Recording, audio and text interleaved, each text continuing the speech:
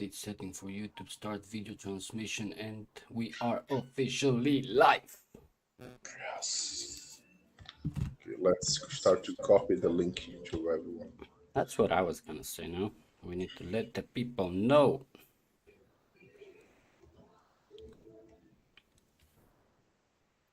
And to do the typical Kalistos live stream test to make sure everything works.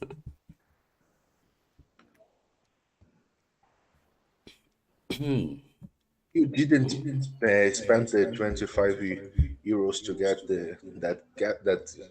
castle skin. Which one? The castle skin that Oh, the one big that they one. did that offer where you just buy it and finished. Yeah, 25 I've seen something, but hello, Mario Kellin. Welcome to the stream. I've seen just that thing, but just one.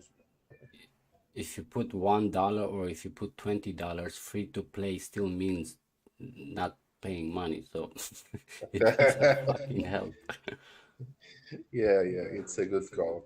I like my life of small spender, despite being angry with the company at all. But I think I still have small hope they will fix their way. I don't know. It's just a guess. Welcome to the stream, Warrior.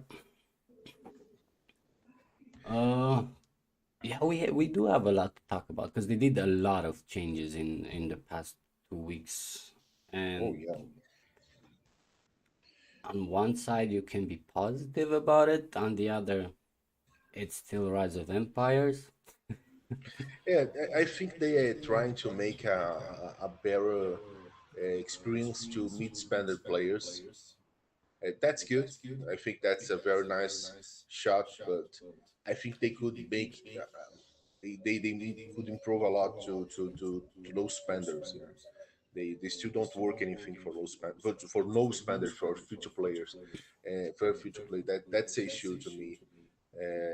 Alliance Cup, for example, it's very nice to small spenders, but it could be very nice if they talk about you have 40,000 of war badges when you pay for it, and why not make just 30,000 for who pay and extra 10,000 to who don't pay? Yeah, it's a very small Exactly. Th- stuff This they is could the improve. this is the one thing that they are missing. They keep putting a lot of offers for people that want to pay for them, but those offers are not like here's 1,000 war badges for everybody, and if you pay, you get 10,000 war badges. This is my concept of what spending should be in a game, where you still give something to everybody, but if you pay, you get more.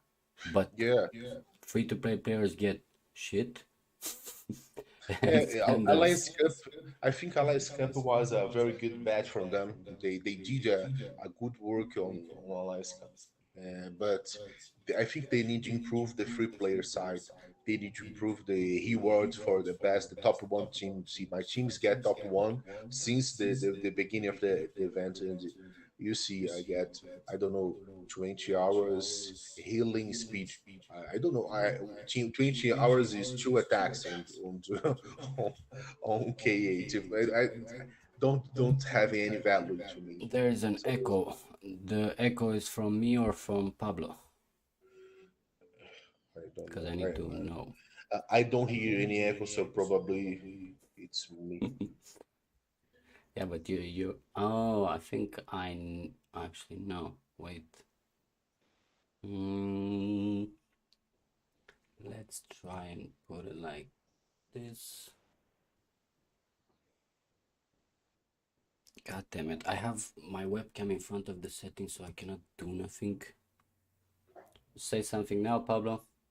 Oh, hey. Oh, that's why there's an echo. Right. Now I get it. Wait 1 second.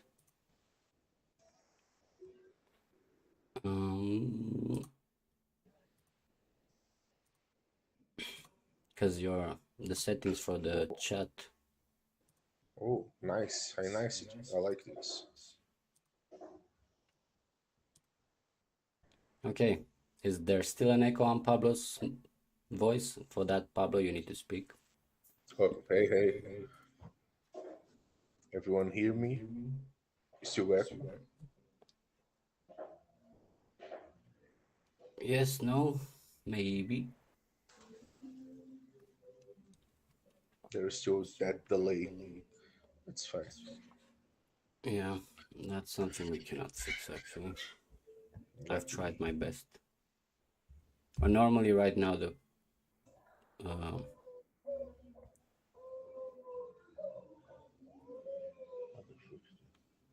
I can hear a television.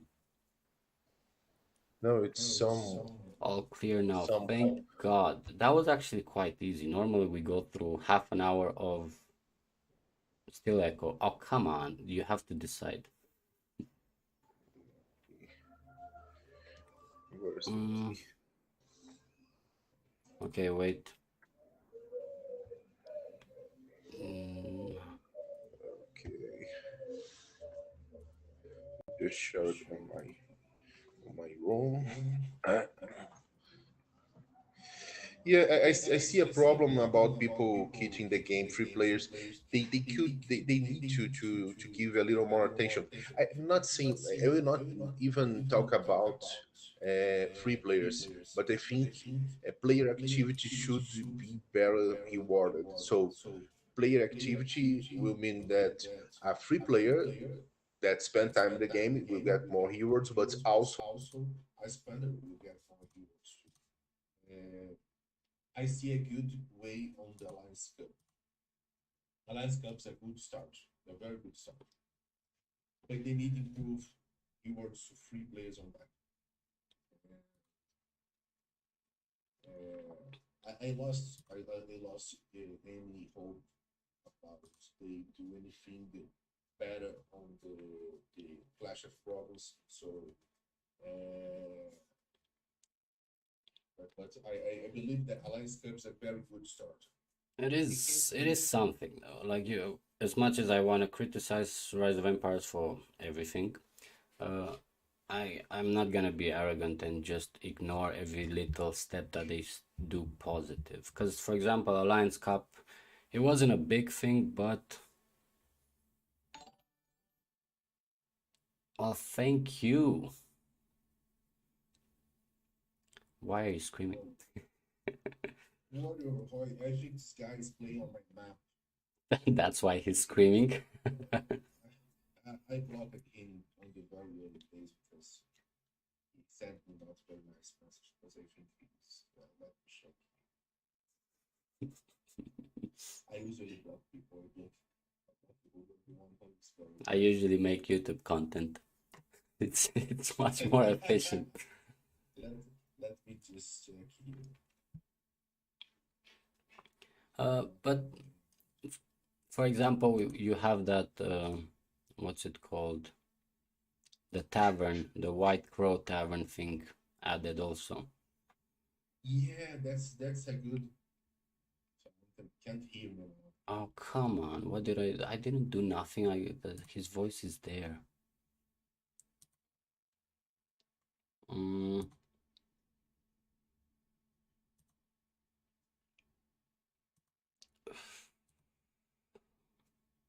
but if I put monitor in output, then it's an echo.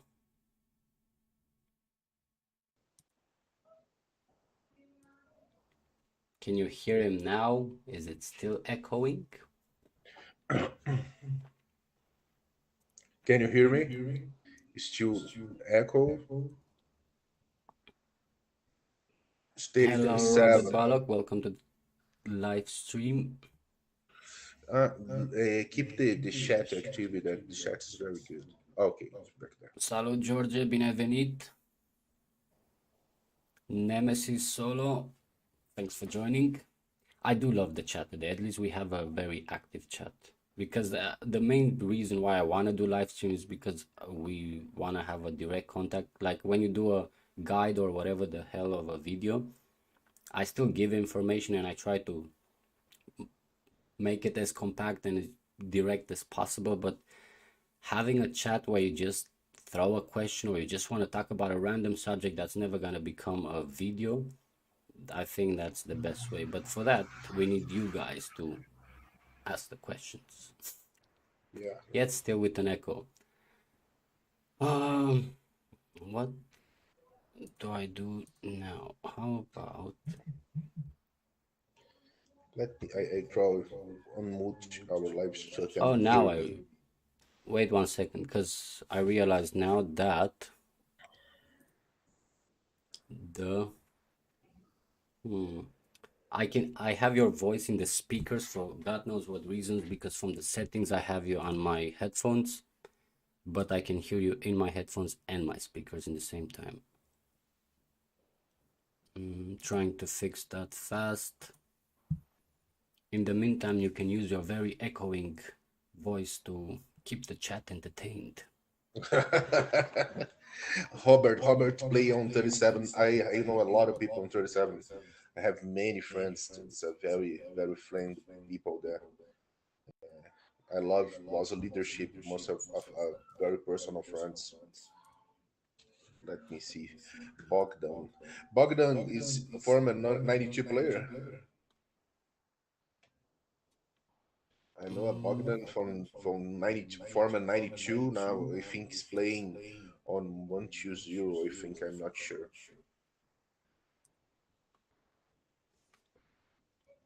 yeah, this is what I'm trying to do, but I'm trying to mute it in a way where I can still hear Pablo, because I'm listening to the live audio, not to the stream itself, because then I would be delayed as everybody else.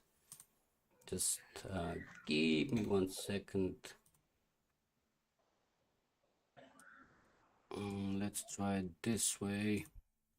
Say something, Pablo. Thought so. You're muted. Like I'm on a train station. God damn it. Um, Never forget that they have a delay, so we have to wait the real feedback. I don't understand why the hell everything is going through the speakers when it clearly from the settings it's placed to be on the uh, headphones part.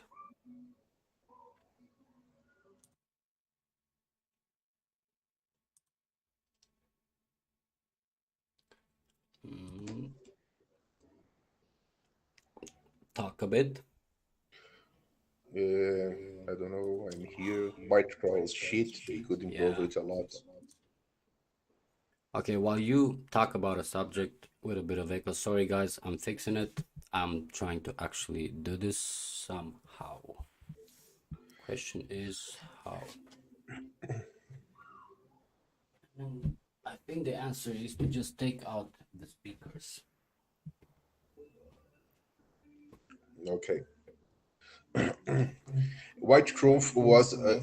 If I think that White Crow will be something very nice to watch, but I don't know how deep they will dig into improve White Crow Problem solved. because uh, I am using it and it's still What not very level are good. you? And sorry, I didn't introduce anything. Huh?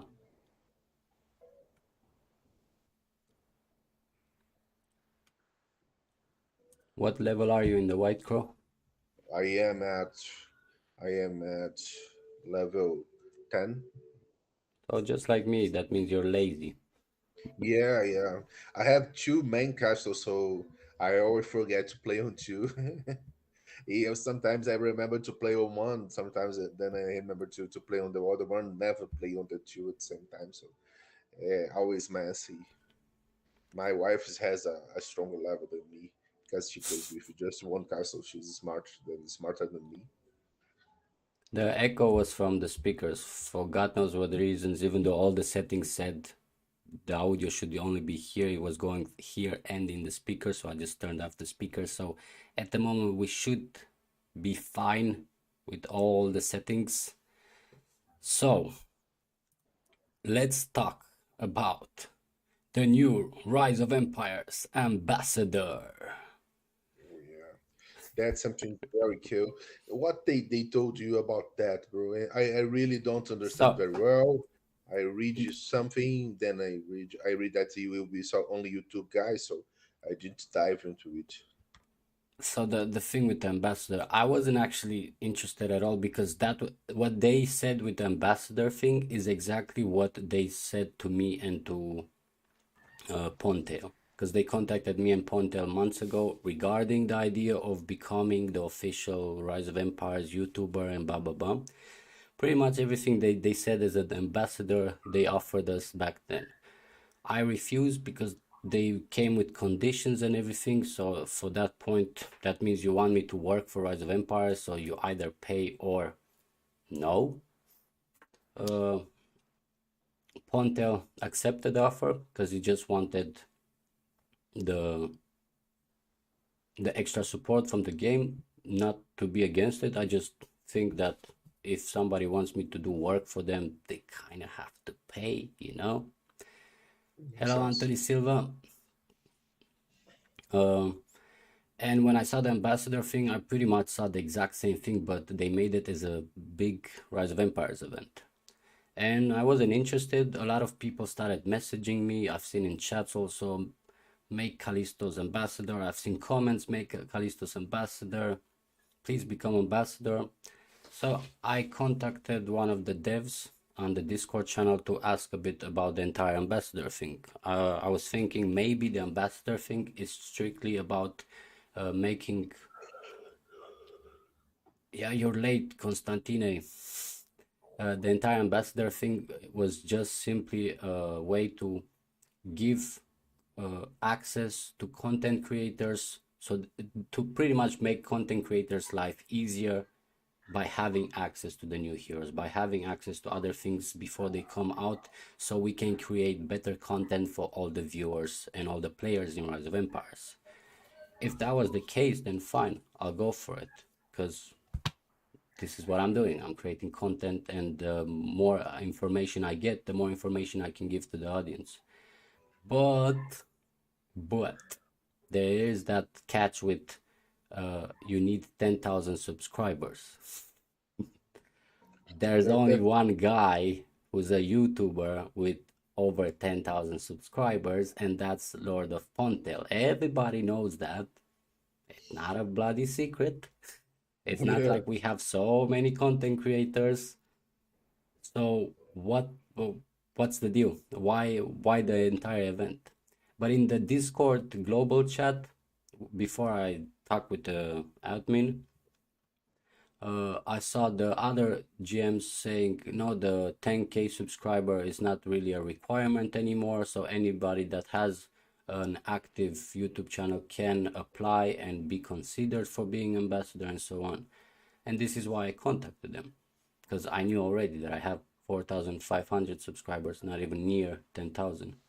And then the guy told me, like, literally like reading the rules, not even caring about the logic of what he's saying, of we are looking for a content creator who's a YouTuber making videos with 10,000 subscribers. I'm like, dude, I've read that part. I know, I understand. But there's only one guy with 10,000 subscribers, and that's Ponte. So Yeah. what's the deal with the event? Because you're not looking for somebody. There is only one guy. you Yeah. you cannot be looking for that one guy, or he doesn't want to contact you, or what are you looking for? Because I don't understand your point. And he kept on continuing with the same repetitive message, and to the point where I was like, okay, fine, great, just because the way what I told him was pretty much this. There's three major content creators for Rise of Empires at the moment and since quite a long time. You have Pontel, me, and some Brazilian guy that nobody watches. Now, considering the ambassador thing was mostly regarding the access to new heroes, I said the first person that you should consider for ambassador, if that's the case, is you, DonPablone.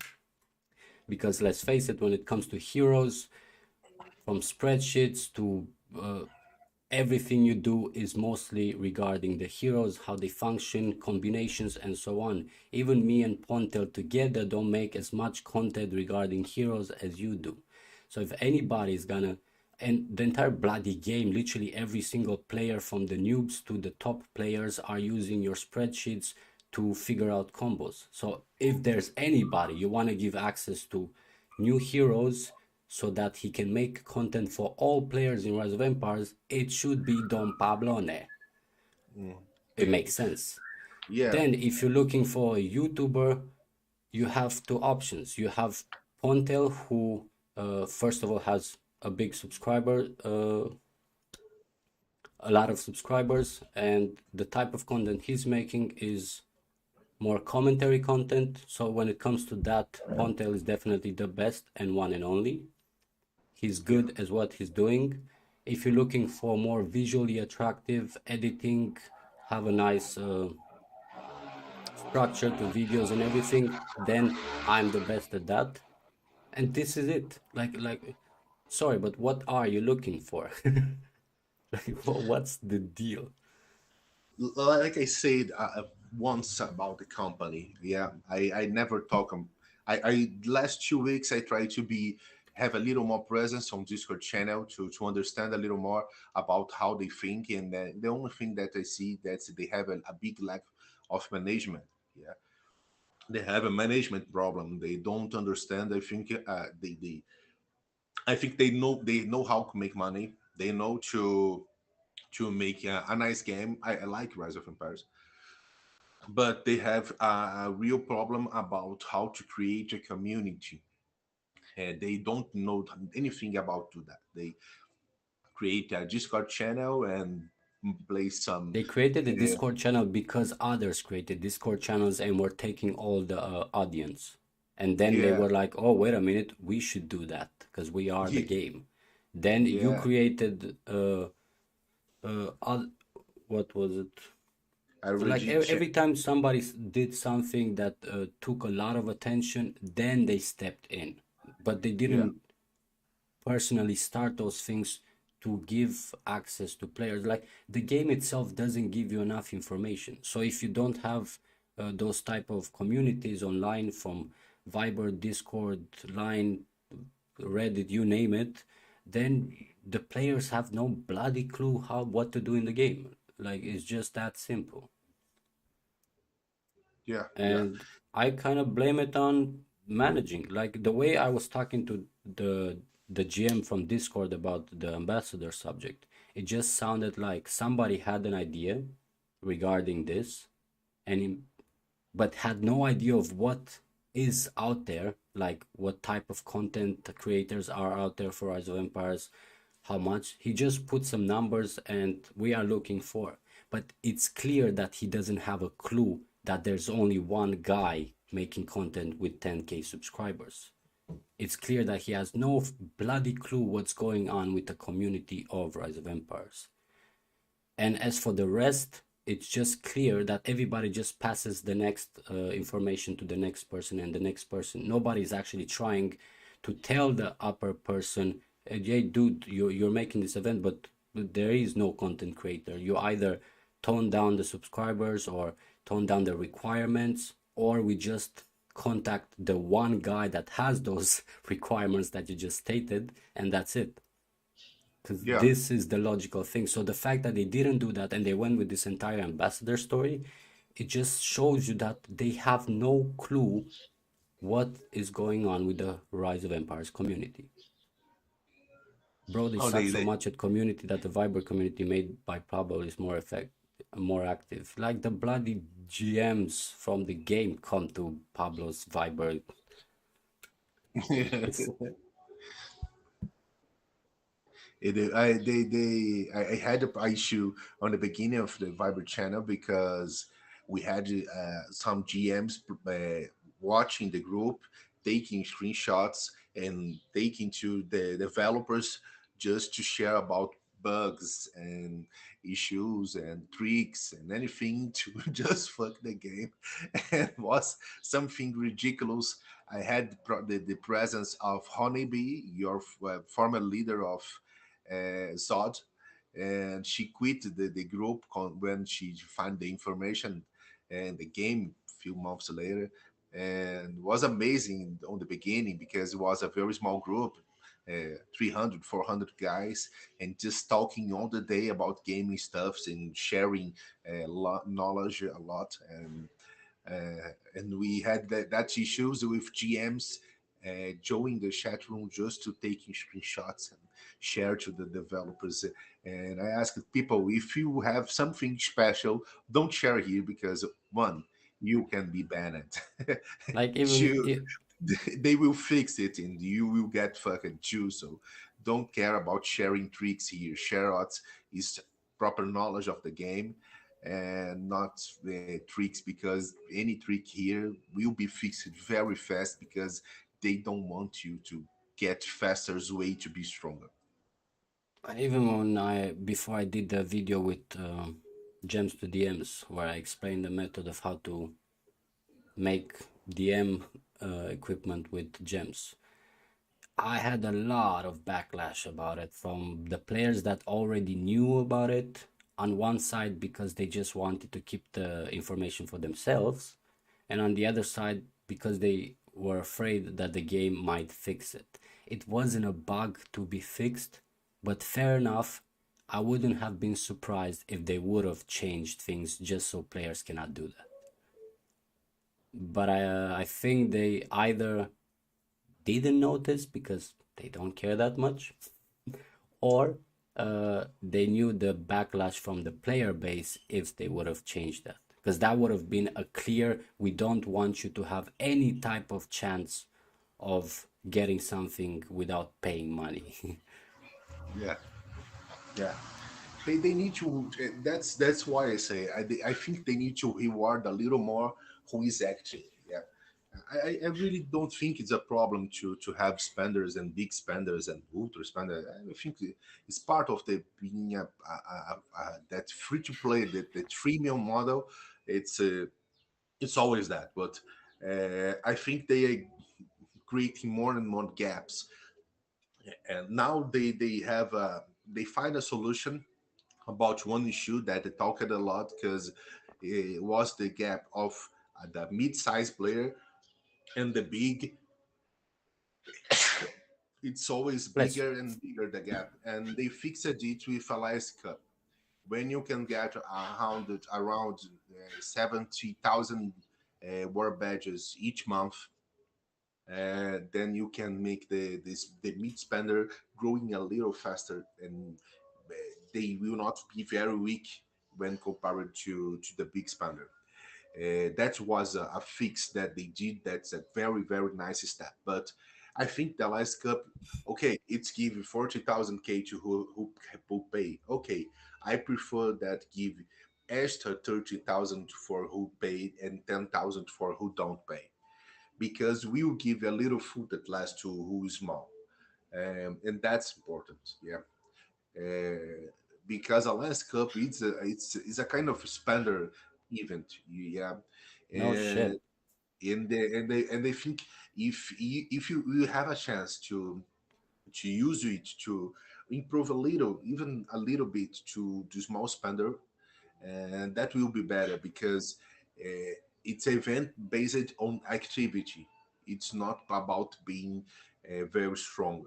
You can be weak and win a Lice Cup because you have a very active team and you have your leadership keeping erasing bad tasks, and you always doing good tasks and make 100 points and 40 points all the time, and you can finish the week with 3K 4K points. So it's about activity, so it's a good chance to bring activity as the central point of the game. Yeah, either it's about activity. Stronger guys count a lot, but I know strong teams that is not very active and always have issues during the season. And I know a lot of mid-sized team that has a lot of activity, and it's a pain on the ass when you have to face it. Like my team. My team is not a very strong team. I have a 30G team, so We have a decent amount of power, You, but you we are are you not. are as big as fleet commander alone. Yeah, when you have to sit beyond Cleat, and Cleat is a fucking dinosaur. He eat my troops like he's eating candies all the day. So, but my team is very active, so we can handle some hard situations. And we usually face drop on the map as the second team of one side. This is the first time we drop as the main team of one side. Uh, so we as second team, we are a nightmare because we are very active and we have a decent amount of power. So it's a very very cool thing to have. Yeah. Look, let So me so just I think when the developers focus on activity, we want money, yeah, as developers. So let's think with that. We want money, but money will flow to our pockets only if we have active game, active community. So what we have to do to keep them active, but without burn out them, like very extensive in seasons that guys keep the game because they need to work and they can't work if they are playing because they need to play all the day. That's why I like so much Alliance Cup, because you can play maybe 30 minutes on the day and do a lot of points and help a lot and get good prizes. So improve Alliance Cup is for me, on my opinion, the core of change to the game really give power to who is active compared to who is just spending on the game. Yeah. but the biggest problem I see with the Lions Cup is the fact that it's focusing only on an alliance. The entire game till now, till the Lions Cup came out, was all about states. And the stronger the state, even in stuff like Rock, where you have alliance versus alliance and so on, even in those type of events, you had the state that defined how strong really an alliance is. And Alliance Cup kind of cuts that off. That literally, like, states already are formed in a way where you have one main alliance built only for Eden, and the entire rest of the state is garbage. Or they have players in every other bloody state. If you also make Alliance Cup as the main thing, you're literally just saying we don't care about states, you can kill each other, you can hate each other, we just need the strongest alliance. This is my problem with the entire thing. But Alliance Cup don't need to be strong. You can have a very weak team, because if you look, what's Alliance Cup? Do an army haste and you can do only 10 quests a day with each castle. If you look, almost everything on the game, we have some quests that you can spend money and finish it, okay. But you have quests like do 3 boxes and you get 100 points. Do spend 11,000 minutes of speed ups and you get 100 points. Do 3,000 points on research and you get 100 points. So you can have a very weak team doing scores like a top alliance. Probably Alliance Cup for a team, a amazing team like Boss. Boss is the strongest team in the game. Yeah, they are a really rock solid game players, have a good leadership, but they have a very old team. Yeah, But if you you compare, like, when you like use the Alliance Cup, when you look to Alliance Cup for a team like Boss, it's ridiculous how they can make 3,000 points with buildings. They don't have buildings like ages to do. Many players do 4,000 points with research. They must, many of them just can do it with 2,000 research. Now you have the new one that spent courage medals, but until that you have just the lofty to spend. So would be very hard. So would be very easy to a new team like from state 400 beat boss on the Alliance Cup. yes, but sorry, but what do you do in Alliance Cup? Like those type of things that you do to get points in Alliance Cup have nothing to do with how good you are as a player. It's just literally just active. Being Yeah, being there to keep clicking the next quest, do it, the next step, do it. compared to Yeah, something like Clash of Province, where you really have to dedicate yourself with farms, with everything, plan the crystals, plan the tech, and so on to get the most points. Where I still see a bit of strategy, but in Alliance Cup I don't. I just literally just see being annoyingly active to continue taking those quests, which are not hard to make. That's what yeah. bothers me with the Lions Cup. I just see it as it's great for extra rewards. Fine, fair enough. If you want to do it for extra rewards, do it. But I don't see it as not even close as something for the competitiveness of the game or the players in it. Yeah, but I see at last from start I see uh, today Alliance Cup came for me as a chance to the game see the activity that as the developer see the activity of the player as the main source as the main source of a long life of the game at all, because you can have a decent I do Alliance Cup, but I'm not a very awesome player on Alliance Cup, but I can do about 2-3 thousand points each week. And it's and they play very little hours since we finish our season. When the season is running, I don't almost don't turn off my phone. As soon as I have a deal on my map, I take vacation. So I play just 2-3 hours a day, 1-2 hours a day max. So it's very much easier to me, and I still can do 3,000 pounds unless Cup. And I see a chance if a free player can get about 10,000 more badges each week just for Alliance Cup, it's a chance to close the gap for them. Romania. If you have, if you see the top five teams and the top five players of each teams have a reward on the Alliance Cup, and the reward is really bad. It's a terrible hero. It's probably the worst hero that I ever saw. So why don't improve that hero? If you have a team that can be on the top five, if you have a free player that can be fight to be at the top five and get a good reward, it's possible to a player, free player, do 1,000 points daily if he wants. And you can imagine he can finish the week with 6,000 points or 5,000. I think it's 5 days only. But So if they just think money, they're never gonna do that because they are only focusing on how do we promote our spenders for the fact that they give us money. They really do not care a bit about the fact that free-to-play players are part of the game. This is why spenders are playing. So yeah, they can be spending and be better than the free to play players. But if the free to play players won't be there because they have no more motivation, like for what the hell should you be motivated for? Like I but am like, look, but if they give Constantine in the chat was saying about he used to be a free to play player, but with time he changed.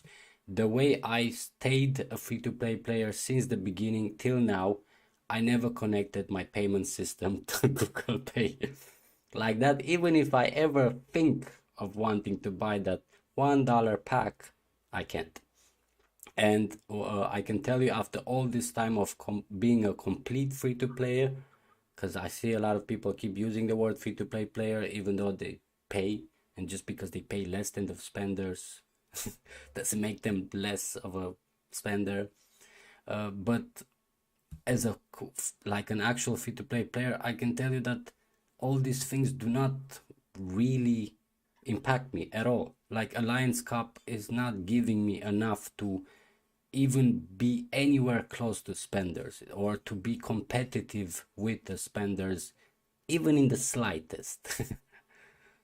And everything else just seems to be so. And as also again Konstantin said in the chat, the Lions Cup is another way to keep the players active, to stay in the game, to just keep having something to do. But also think about the fact you have Clash of Province, you have Eden, you have Alliance Cup, you have the Tavern, you have Maradors, you have like, when should you even do that? Because that's another problem with them. They keep adding the new stuff without thinking that you either take out the old stuff and add something new, you update the old stuff, but you cannot keep adding stuff. Yeah, yeah. And I know. like, We have very close to the limit of the activity I think the game can have. After that will be something crazy. We can have Alliance Cup, Battlefield of Ancient, Eden, Clash of Province, everything at the same time. It's a messy situation, and you first some of these events like Hawk and Reign of Chaos and Clash of Province demand that you manage more than one castle. So if you manage more than one castle, it's a problem. Take time. Time. It's something that people like to spend on a game, but they can't be obligated to spend on the game. Yeah, that's issue. Then you have your other events that like to bring more the experience of have one big and castle with your attention, like with Crow Tavern, like Alliance Cup, like Eden. Eden, maybe you have two castles because of a banner or something like that, but usually most of the players will play with one castle only on the Eden, so it's like two different direction. So some will bring more attention, will demand you more attention, other will not. So I see Alliance Cup as a big solution to like I don't see why I want to fight on Clash of Province anymore. It's not worth it to me. Make effort with 10 to 20 farms to fight for some extra vouchers, and it isn't worth to me. It's easier to you have 3 weeks of fight, so win two. You can win two always easy without big effort. So, well, you take the two victories, and it's fine. You will not be you don't have to have a dead castle because you don't won the last one, or you don't want but one day of the week. I It's understand not. what you say about the rewards in Clash of Province, but as I said, for me, Clash of Province at least has that competitiveness in it. I don't care, like you only get that many rewards, and it's the same with the Lions Cup if you think about it. You can just do your rewards and finish. You Yeah, don't yeah, have to over make points to be the best. yeah. But in Clash of I Province, I just feel like you have to do way more to fight the best at scoring points. Yeah, I have a small hope about they. I'm seeing that they are trying to make adjustments on Alaska. Yeah, on the first week was about I think 10 to 20,000 medals when the first days.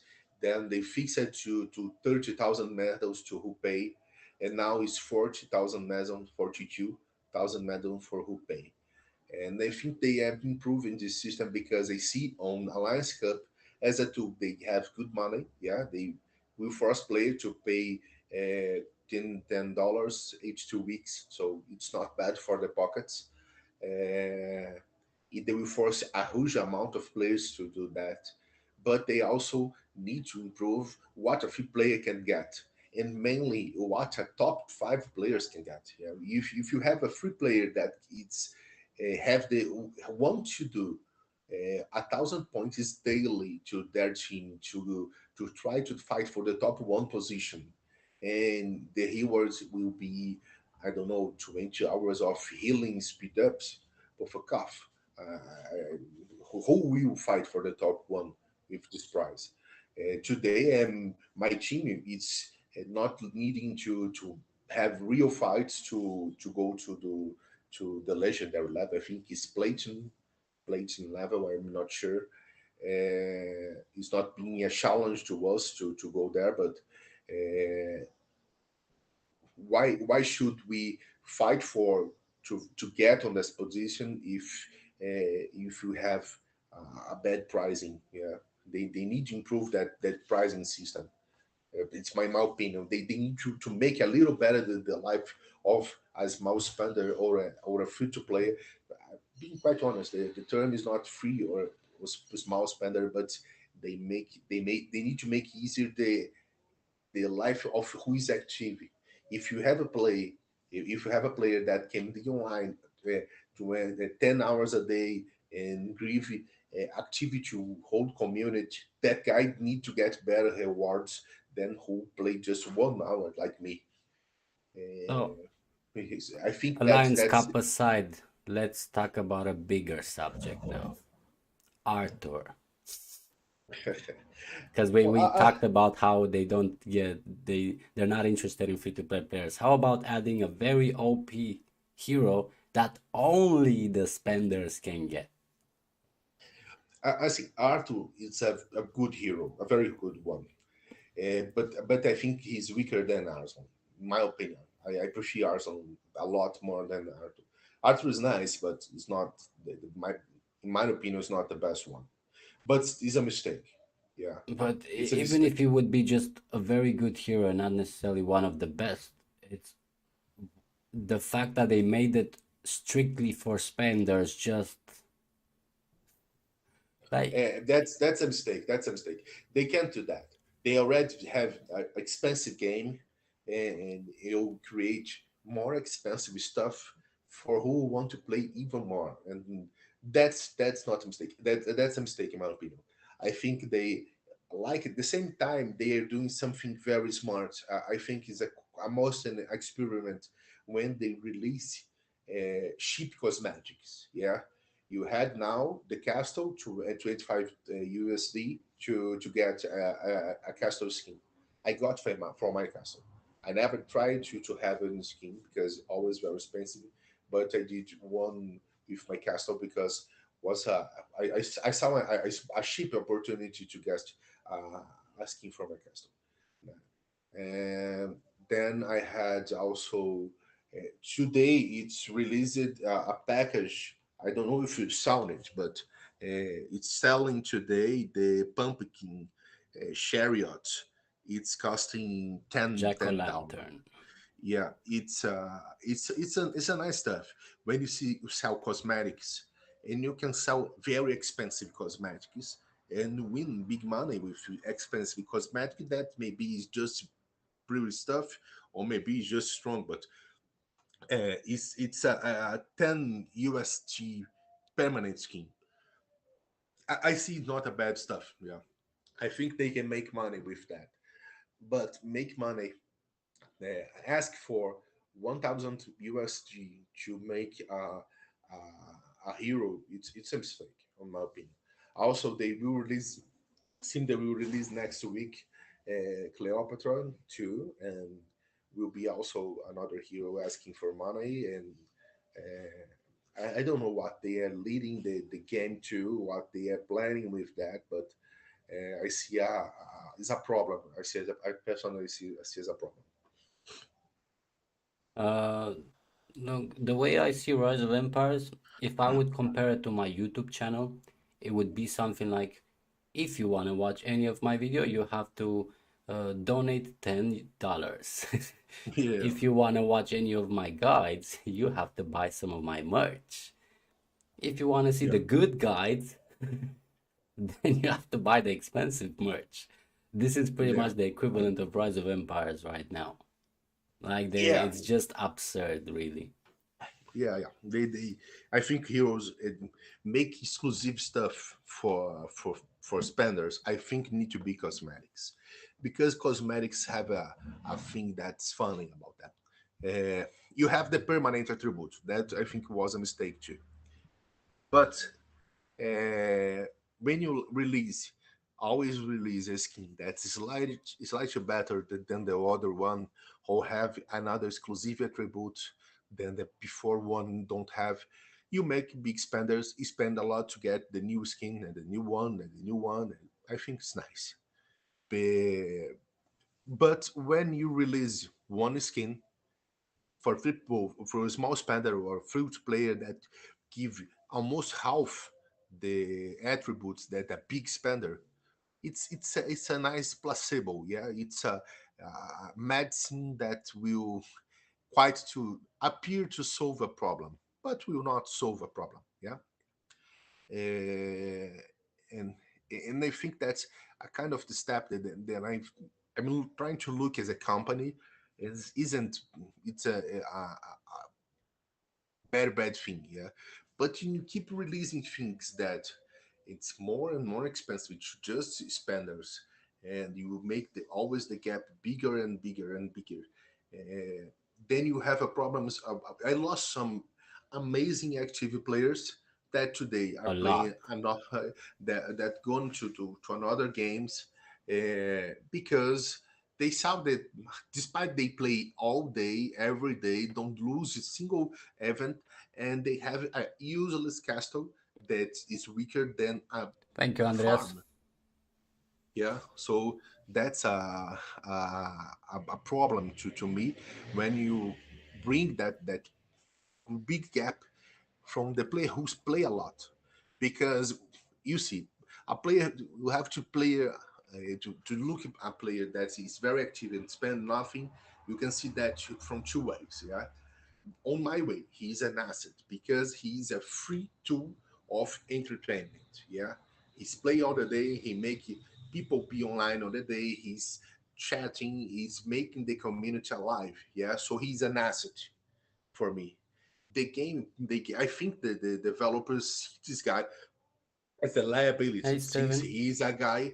He's playing all the day, spending energy for the servers, and he's spending money from their tools and computers and whatever, and not spending his own money on the day. It's two ways to see a player. Uh, I see as an asset because you see, you you turn on your television, and it's always people there trying to keep your attention. Free player is just like a open channel TV. Yeah, he's online all the day, talking to people, making people online, make friends, and bringing people inside the game more and more. And that's the issue that I think I don't agree with the way of the seeing free to players. I think they see just players a free to player like a their ability, and isn't that some spendings on marketing or television or Google ads? It's like to have a free player. You have a free player that costs some cents to you on the month. It's like to have a Google ads inviting players to go in the game. Yeah, so The that's the point that I disagree deeply with them. the biggest problem is, by the way, hi Steven. I'm good. I think Pablo's also good. A bit tired, hangovered, but he's good. Yeah.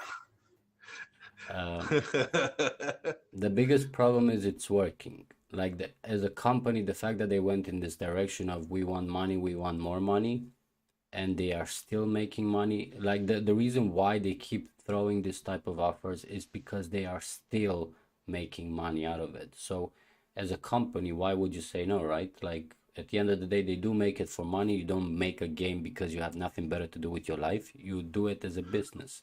But it what pisses me off is are the players that they give in to this strategy of your money is not enough, we want more. It hurts me for spenders. It hurts me to see how much money they spend, and every time where you think like, right, I'm not the biggest, but I'm one of the top, that they just release another like Arthur type of hero or another skin that literally just changes the entire game. Like if you don't have that one, all the money you spent before means nothing. And that for me is complete disrespect for the people that actually give you money to run this game, to have this game. Yeah. This is even worse than the fact that they completely ignore the free to play players. I start to spend. To Yeah, start in a new state, no, thank you. Jesus Christ, no. I No. people asked me to start again sometimes, yeah, and then I most did because of just one thing. I am very curious about the relic event. Yeah, I always see some screenshots, and then I never wrote anything about it because they I didn't had it on my state, so it's like something that it is a single thing that almost make me do a Newcastle.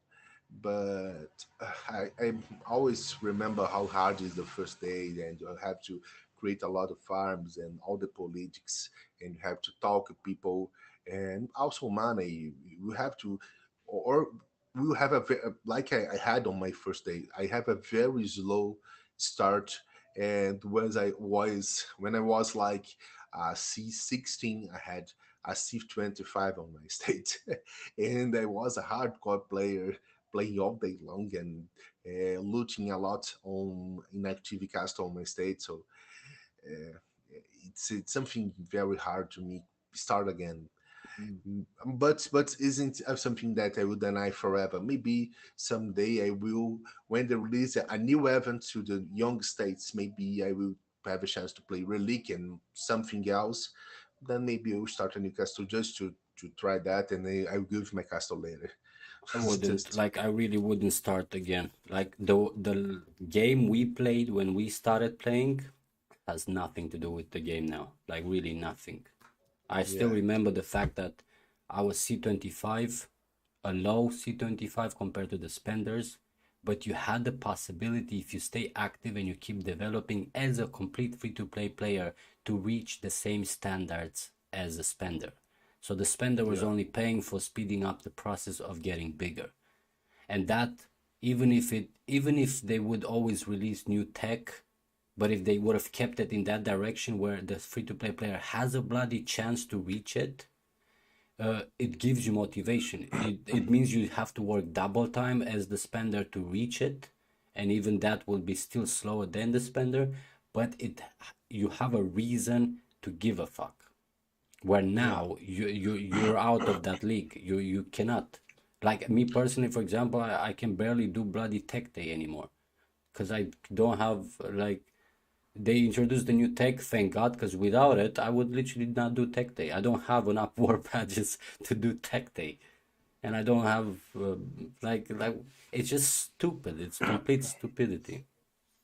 yeah. No, no, they need to rethink the game for free to players and low spenders because they clearly see this guy as a liability, not an asset, and I think that's why they try to burn out all the small spenders, the free to players. Now I think they changed a little. The last cup was a very nice shot to get to save the small spender and to What make it kills them to stay. introduce an event that gives a skin? Let's say an event where you can choose one of three skins if you get to the end of the quest or if you are the winner of a big event. A Yeah, free bloody skin. It doesn't kill nobody. It's a bloody image on your castle. It doesn't yeah, even have to be fancy, but the concept of the free-to-play player to have any chance of getting a skin is still more than enough. This is how desperate free-to-play players are at the moment. Anything would yeah, be better. yeah. It- that's why I see small steps. Yeah, when they into 1 week ago, eh, castle skins and legend skins was just for very big spenders. I see on my country someone that is able to spend $1,000, even $300 to have just a skin on a simple skin. Is not a very special one. It's someone rich, yeah, because minimum wage on my country is less than $300. So it's a very expensive stuff to me on my conception. And I saw people spending like $1,000 to get a skin when when you had less people like Kiki and Troll helping get cheaper skins. And so that was a very big issue to me when I saw that people spending $1,000 to get a skin that didn't give you almost any stats. Was something that was not clear to me. And now you can have people spending $25 and getting a skin also. It's a step, yeah. It's not a very big step, but it's a step that we have to see, and they are seeing something else than try to get more and more money for who is big. And Thanks, now Ace. you have today the first skin for Legion for very cheap. you had already many skins for Legion from Eden, but that's the first not Eden skin that you have. That's free. Free no, it's cheap. Yeah, you then $10 for a skin. And maybe they will release something for free. I'm not sure when. I'm not sure how. I'm not sure if it will something useful, but It's 4 years old, bloody game. Jesus Christ, we're not at the beginning to complain about it. It's been a while. They released other games since. yeah, Don't they bloody learn I from LSS already? yeah, no, LSS had changed, had the community had some major change, but like I say, it's a game that I think I don't know. I have a small hope they try to improve the experience, and they seem to maybe the Rise of Empires may be one of the main games of the company now. I'm not sure, but I always looked at Apple Watch. I think it's a website that you can see how much the game are making, and I saw many months that Rise of Empires make more money than Last Shelter. So probably they seen. Uh, we had Arthur, they don't have Arthur on the game. We have Isabella, they don't have Isabella. They released on Rise of Empires, Read the Legion and the new Courage Medal Tech released first on Rise of Empires, then on Night Shutter. So I think they are giving a little more attention to Rise of Empires, and I'm hoping that maybe someday we can have a better channel to talk with them, to they listen our needs and maybe improve our real game experience, not just with uh, more like you played once. We found a bug, then we release a new skin to fix this bug. uh, I think I hope they are seeing the like we grow as a player. They are growing as a company and seeing more a gaming company, a long-term gaming company, not only a cash maker company with a very short uh, life of a game and make a lot of money. Then they kill the game and start a new game with the same tech, the same outfit, and just a new They naming. have the And potential to continue with Rise of Empires, so I really wouldn't see it as a bad strategy to invest in it. But yeah, what Konstantin said, did you guys hear that they won't bring Hopeless Lab in Roy? That would fucking be awesome. yeah, I hope they do that. I wish they talk that they speak that to us and say that they will kill. They will not bring Hopeless Lab here. People say me that they will release hero equipment. Uh, they even share with me a screenshot about that, and that's something that made me crazy because another system that we need to develop. Yeah, so it's something from the scratch, and we will have tons of heroes, and you can imagine make 15 in equipments, and they will cost a lot of money probably too. So they need What to. I don't understand is now they have as for a long time now the Discord channel. They have the Facebook group and so on. They have a lot of people, the underlings, working as GMs for those groups. So they have contact with the players. I see the GMs in the Discord always being active in the global chat. So they speak a lot. They see what the other players are saying and hear their opinions. So they have some contact with the players, but the upper people that take the actual decisions have absolutely no contact with the underlings. That, like, it just feels like the bloody Discord and Facebook groups are just there to pretend they give a fuck. Like, you cannot tell me that you have all those GMs talking to players every single day and you don't know about this type of issues to even address them in any way.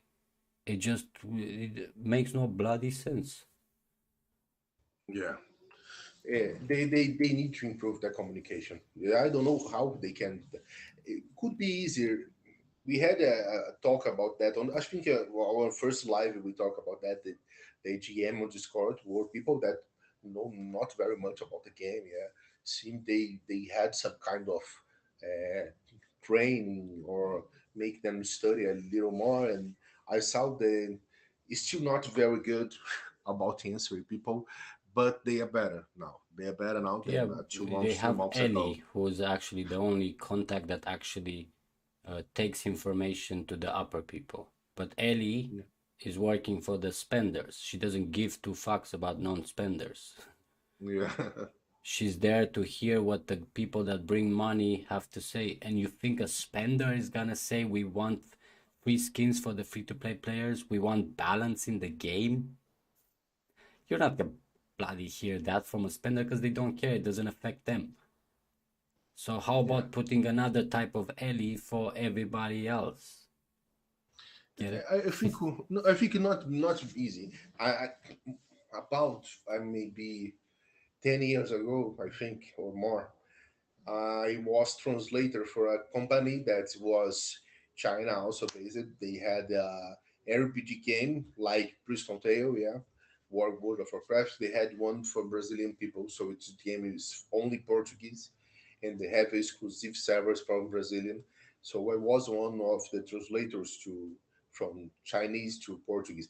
You know, being quite honest, I translate to English to Portuguese, and someone above me that translates Chinese to English. Yeah. When I and then was a community of what they called moderators. Yeah, it's basically a GM, and they had a big forum, like not a Reddit, don't had a Reddit, active Reddit on the time, but they had a big forum, and the people always there talking and sharing their concerns and what they want and the needs. And we had the direct contact to the developer. So we as a community, with a like a community manager, like a moderator or a GM, we were all the day long talked with the players and trying to understand the needs, and then we take that needs and bring to the developer, and the developer try to improve the game experience. And we work like a filter. Yeah, maybe we could maybe have mistakes or flaws or something. Sometimes we didn't reach the expectation because we are people, but we were trying, and people felt more listening. That was very good for the community, and the game grew very fast because of that. And that was like it was kind of my experience on the game to when it comes to Rise of Empires. My trials was not to translate anything, but was making content a little more clear because people didn't listen about that. Rise of Empires was less shelter, and basically that. So all the game was less shelter, just with a new outfit. Then I took all the last shelter content and take to Rise of Empire and try to explain what I was reading and understanding, and that make a little easier to the game of to the who was were starting. Oh, Glover Teixeira was a very pretty fight yesterday. Very pretty. Suddenly, when Glover is somebody says something about Brazilian stuff, you stop talking. oh Anything else was no, ignored. that fight was amazing. Glover is a 43 year guy. He was facing a young guy with about 28 years old. I am talking about almost a elder facing a young guy, and he fight 5 rounds, and it was finished on the last 30 seconds of the last round. Was absolutely pretty fight. Glover is a gladiator. He's amazing fighter. I'm very proud He's to watch him probably a fight. spender.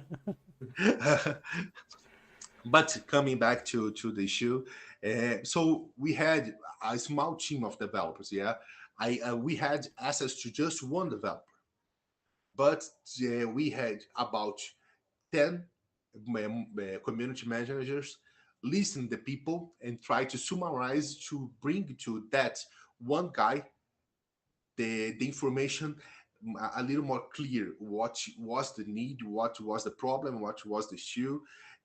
Was very much faster with that because He don't need to read thousands of pages and read a lot of comments.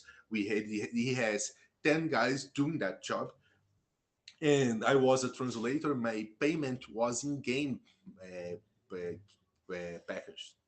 I didn't have money, real money. I was a young guy, so he paid me on in game packages.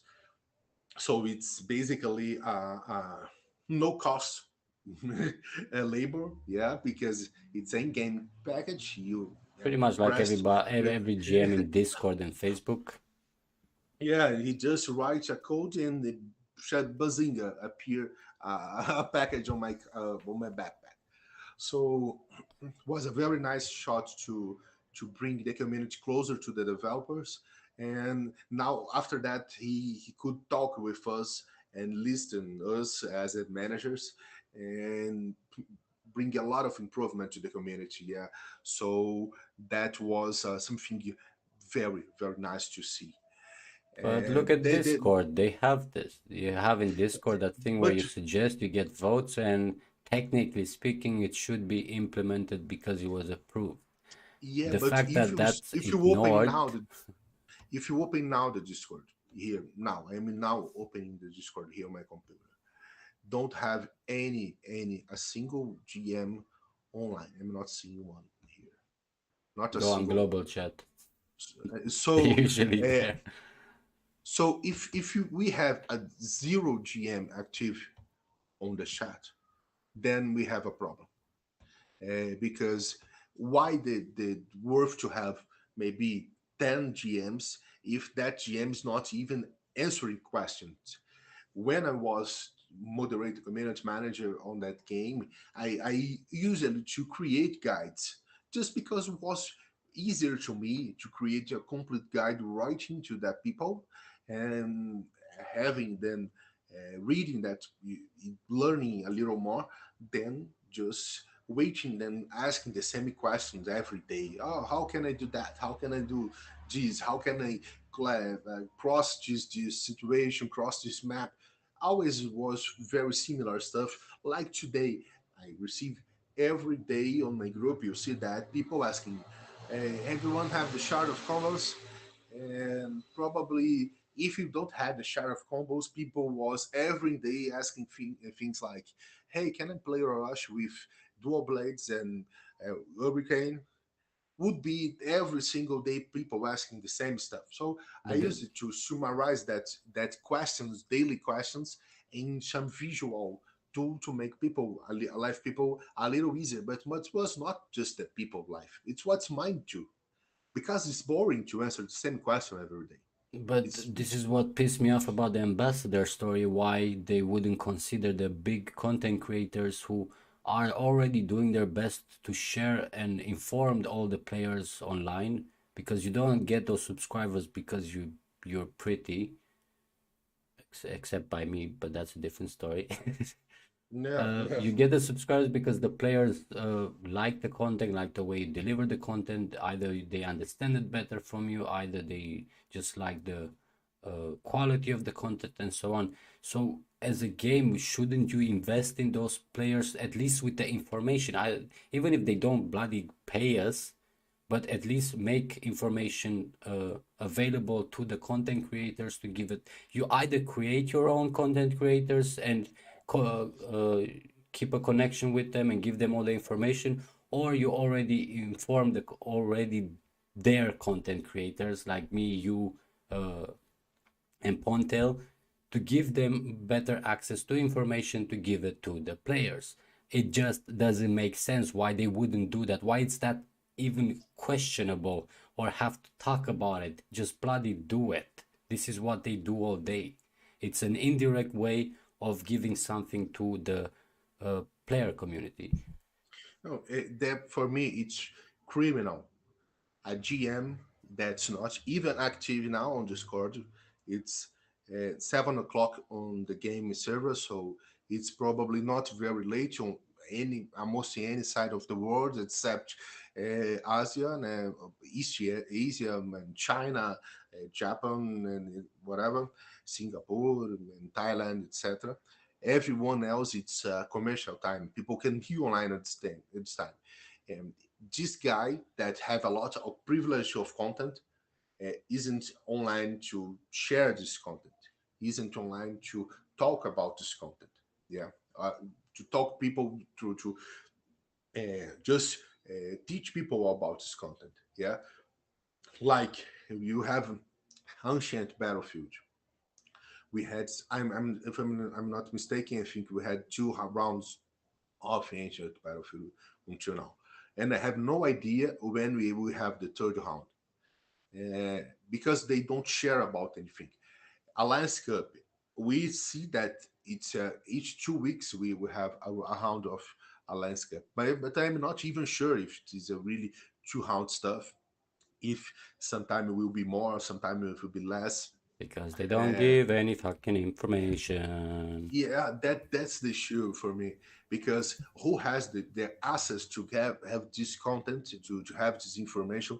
It's the GM, and the GM are all not absolutely almost. I think all the GMs have access to privilege to information that we don't, in that are not content creators. And why, bro? Or you have to make a bridge content creators, community managers, and the developers to make the life easier, or you make the GMs all day create content. It's I hope just at have least two that they extreme. give ambassador to Pontel. At least that. Even if Yeah, they don't give it to the rest, at least to Pontel to have somebody out there that has more access to the information, kind of. Speaking of what Morgan Clemens said with the approved creating an arena for alliance members to test legions without losing troops, I'm interested in that thing because I wanted to make a video about it. The same way I did with the solution for rogue players. This was my second idea that I wanted to make a video of, having a way to test your bloody legions. If you don't give information on how the stats work, if you don't give information how the heroes actually work, then at least make simple. Like, it's so simple. You have everything included in the game. You have the same system as you have in hero duels. You just select. I think we talked already in previous live streams regarding this subject of how easy it is to make this testing legion thing in the game, where everybody can just test legions like that. Even if you don't have the information, you can have an idea of what the hell is better, even if you don't understand exactly why. But yeah, that's still something though. yeah. No, they it's a lot of room of improvement. We see that it's easy to see that from far, but the problem is how they build the bridges. Yeah, you can create paradises on two islands, but if you don't build a bridge, or at least don't give them a good boat to cross the island, that's a issue. And how they are building the actual community management, it's a mistake. Yeah, community managers are not active players. They just got that. I don't even know how, because they are not good at it. Most of them not know the game in deep, that they are not active answers. When you open the Discord channel, you see a girl doing answering questions almost every channel. That's called Amy's. Yeah, AMES, and this girl is answering everyone every time, and she's not a GM. And how the fuck that she's not a GM? She's no more than almost everyone that fuck channel. That's ridiculous. So if you have content, if you don't have people solving stuff, when I had issues, when we uh, many months ago, or almost a year ago, they had one slot for GM on Discord. Yeah, and try to show myself as a possibility to them. And I have to message four guys to know who I need to message to share my my Idea. my my proposal to be one of GMs, because they don't had any idea who was the guy. And on the end, I had to message the Rise of Empires profile itself, and was the only way to get a proper answer, and was too late. That was his answer. And, oh no, we had a many proposal in. We have no more time to listen you. And I share, well, but I think probably very few guys on your chat do more content than me, and uh, probably writing content I think even less, because I have not very much. I was lying, because on this time had only me and Velansky creating writing content. Now have another amazing people like Emitinez, Akham from 167, and have a lot of good guys writing good stuff about Rise of Empires. But on this time, it had just me and Velasquez from 62. So uh, I was trying to, bro, I think I am a good name. You should listen to me. You should read what I write, and think you should asking people about me. Many people know me. He give a shit about me. So how they build the community management, how they build the bridge, how they seek for ambassador. It's a many mistakes about people. Hey, I think they have a good management of game development. Maybe they have a very good management of money making, but they have a real bad issue with uh, people management. They don't know about how to deal with players. They really don't know. Right. Let's go away a bit from how bad the Rise of Empires is and focus on some information that I know pretty much every single player is interested in, is the heroes. So we have Arthas as the new hero added.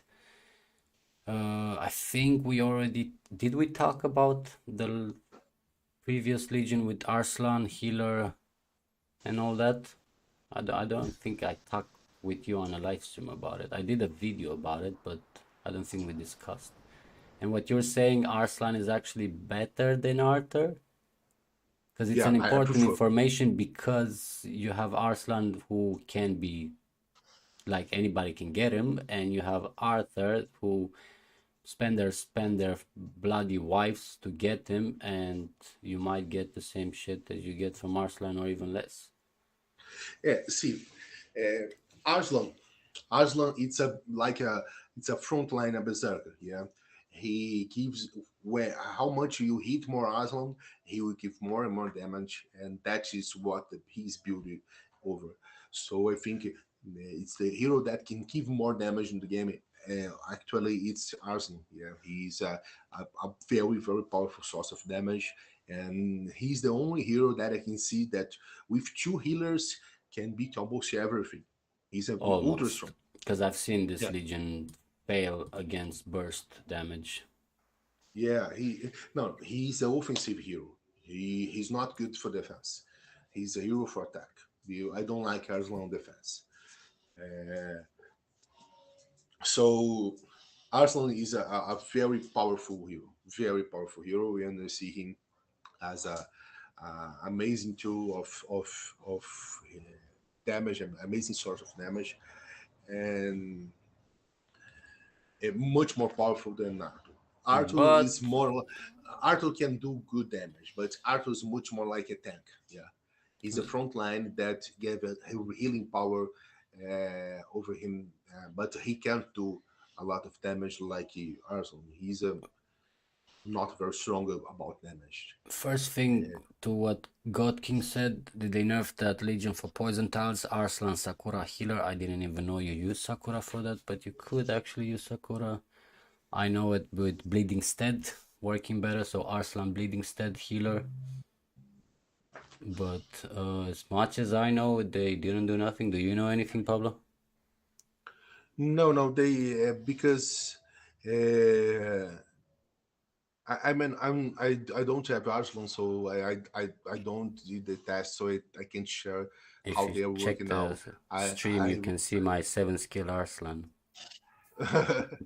Arsenal is very strong. Arsenal, if you have healer or Skanda, I don't don't have play with healer. I Arsenal. have one copy of healer. That's the problem. I literally just want this Legion for poison tiles because it's just so good for poison tiles. You have But healer Skanda. is the main guy for the entire thing to work. It's her 100% healing that does all the work. Yeah, yeah, yeah. No, no, and no. What's strong of a healer isn't the 100%. It's because all the damage the Arsenal does, the healer will give a little bit of healing to him. So he can do about. I think Hatch or was Hatch or was Cobra. I'm not sure who make the maths about the damage that Arsenal can do. He can do about 17,000 Yes, God King. percent damage each round. Each round. So he's a very, very strong damage dealer. So from what I know from people that have those heroes and tested in different variations, at least from Clit Commander, he's saying that Arslan, Bleeding Stead, and Healer works the best when it comes to poison tiles. Yeah, When it yeah. comes to fighting, I've seen people use Scarlet. They say that's the best combo in the mid. But it's pretty much Arslan and Healer as the main thing you want in the combo, and then different variations depending on what you want to do with it otherwise. But Bleeding Stead for poison tiles. The I reason why was Bleeding Stead is because he's coming also with extra healing for the Legion, and he also comes with the first round burst. Where is he? Bleeding. no, still Is has that a bonus damage. which one is it? First 3 turns, 2 friendly squads have 60% increased damage, and this is pretty much what you need at any poison tile because you want to deal the damage as fast as possible. So having heroes like Bleeding Stead or Sakura in the Legion is what helps you with that. Healer helps you with the 100% chance of always healing every round. And then Arslan, as Pablo explained, he's bringing the damage and sustain, more damage, but it pretty much goes together with healer to increase the healing. And the Yeah. entire idea of the combo is every single round, even if you take the poison damage, you heal it. You heal a big majority of it back, so you can go to the next round and so on. So compared to the typical Beast Queen combo legions, where you rely on killing the troops before the poison kills you, this time you heal every round, so you can have always enough troops to go for the next one and the next one. This is why it's so effective. Yeah, no, I saw him attacking. Uh, Usually, people use the defense lineup like the strongest legion on the first and maybe the third and the fourth and fifth legion are usually not very good ones. So I saw him attacks that Arslan start across the first and the second legion, then he starts to heal the soldiers and finish with almost zero loss. And that's ridiculous, bro. A He can good heal the dead soldier from the first attack. a good point Constantine made is Kalistos, but let's not forget you need good tech also.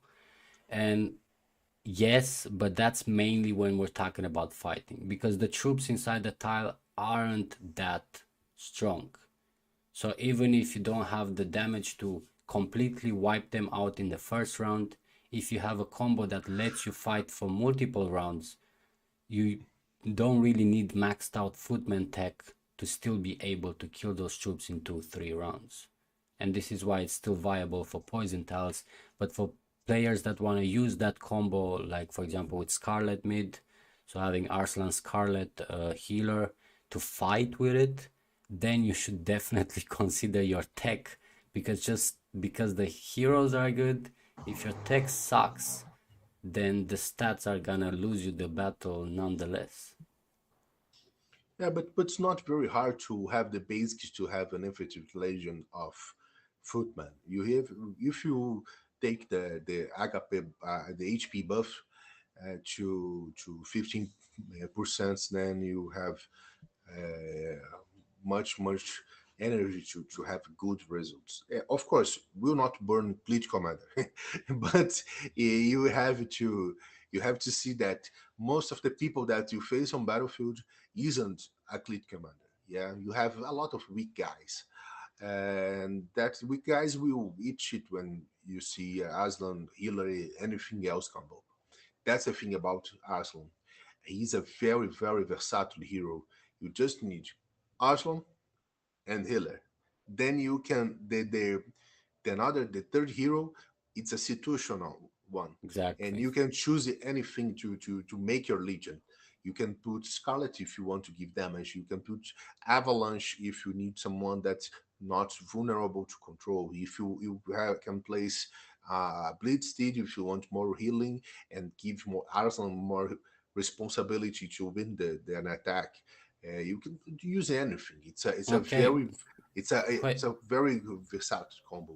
question. You have Arslan whatever healer against Farah Immortal Rose.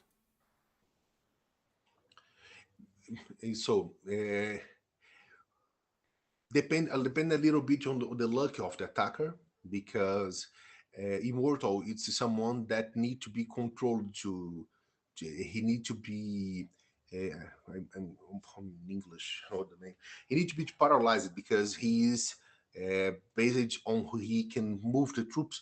It's a full passive hero, so you need to paralyze immortal to he don't give damage. So probably we work maybe with someone like Skanda, I think have paralyzed.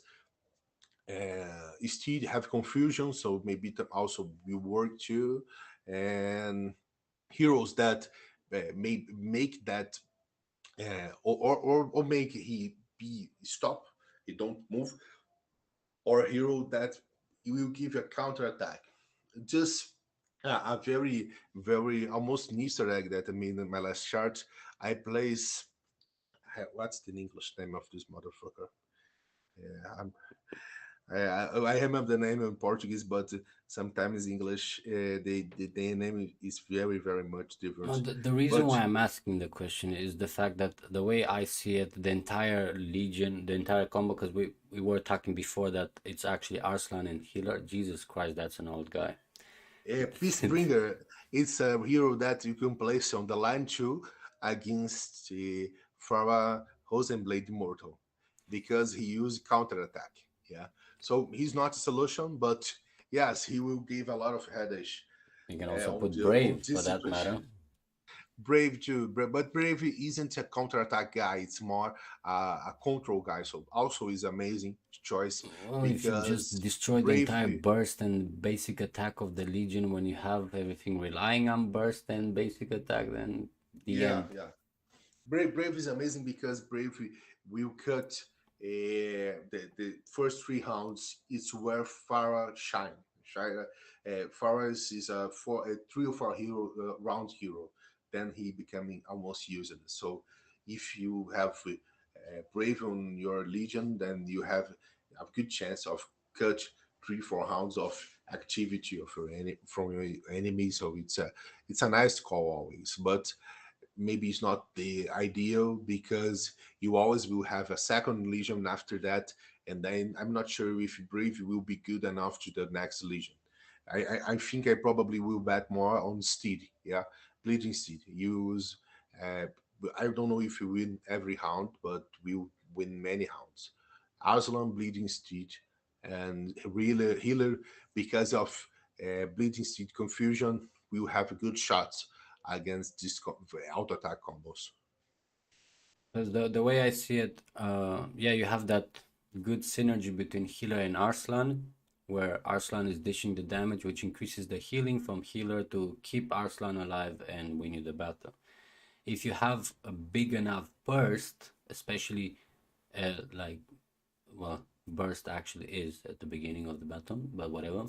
If you have a big enough burst, you could out damage the healing because healer has a 100% healing chance, but there's only that much healing she's doing. So if you out damage that healing, you can still kill Arslan. And if you do kill Arslan, the battle is over because, yeah. No, the thing with healer isn't about that, in my opinion. Healer, what I think we are not getting on healer is not the 100%. Let me see what skills you do. You have 100% chance to recover some troops for all allied squads. Recovery rate 50%. The first No, one, when the front row that's squad. the her main skills of for Arslan is the first one. The second one, when the front row squad deals damage, recover some of the troops, many as 40% damage deals. Since Arslan do a lot of damage, he's a very strong damage dealer. He's do every damage that Arslan receive, he will give back some damage. The main skill of Arslan is that one. He's like a berserker. Yeah, he when he get most damage he get, most damage he will give back. But he will heal 40% of that damage in troops. So it's very annoying to kill Aslan with healer because he can heal a nightmare, and you have to cut his healing to beat him, and it's hard to do that. You have to maybe your only chance will have been Lauman, Steed, and Warhammer because Steed give not very much damage, so will not is will be less problem to Aslan keep hitting you. Lauman also don't give you a lot of damage, so it's another issues that you don't have. Arslan give you a lot of back damage, and you have almost all the your bets over Warhammer doing counter skills over Aslan to have your only chance to winning this map. So it's probably the best bet against Arslan. It's using combos with Warhammer. Yeah, and What with a about lot of healer. silence? Because Be does silence silent need because need to be silent. You have to keep Ivan silent for 3 4 rounds to kill him, and that's a hashtag? problem too. If he gave just 1 round without silence, he will burn you out because he's a nightmare. As a motherfucker, his heroes is made for someone very crazy. Let's think of He- something like Brave Army Avalanche, which is a pretty basic legion to use. You yeah, have it's not a bad shot. It's not a bad double shot because silence we'll have Brave, give a lot of control.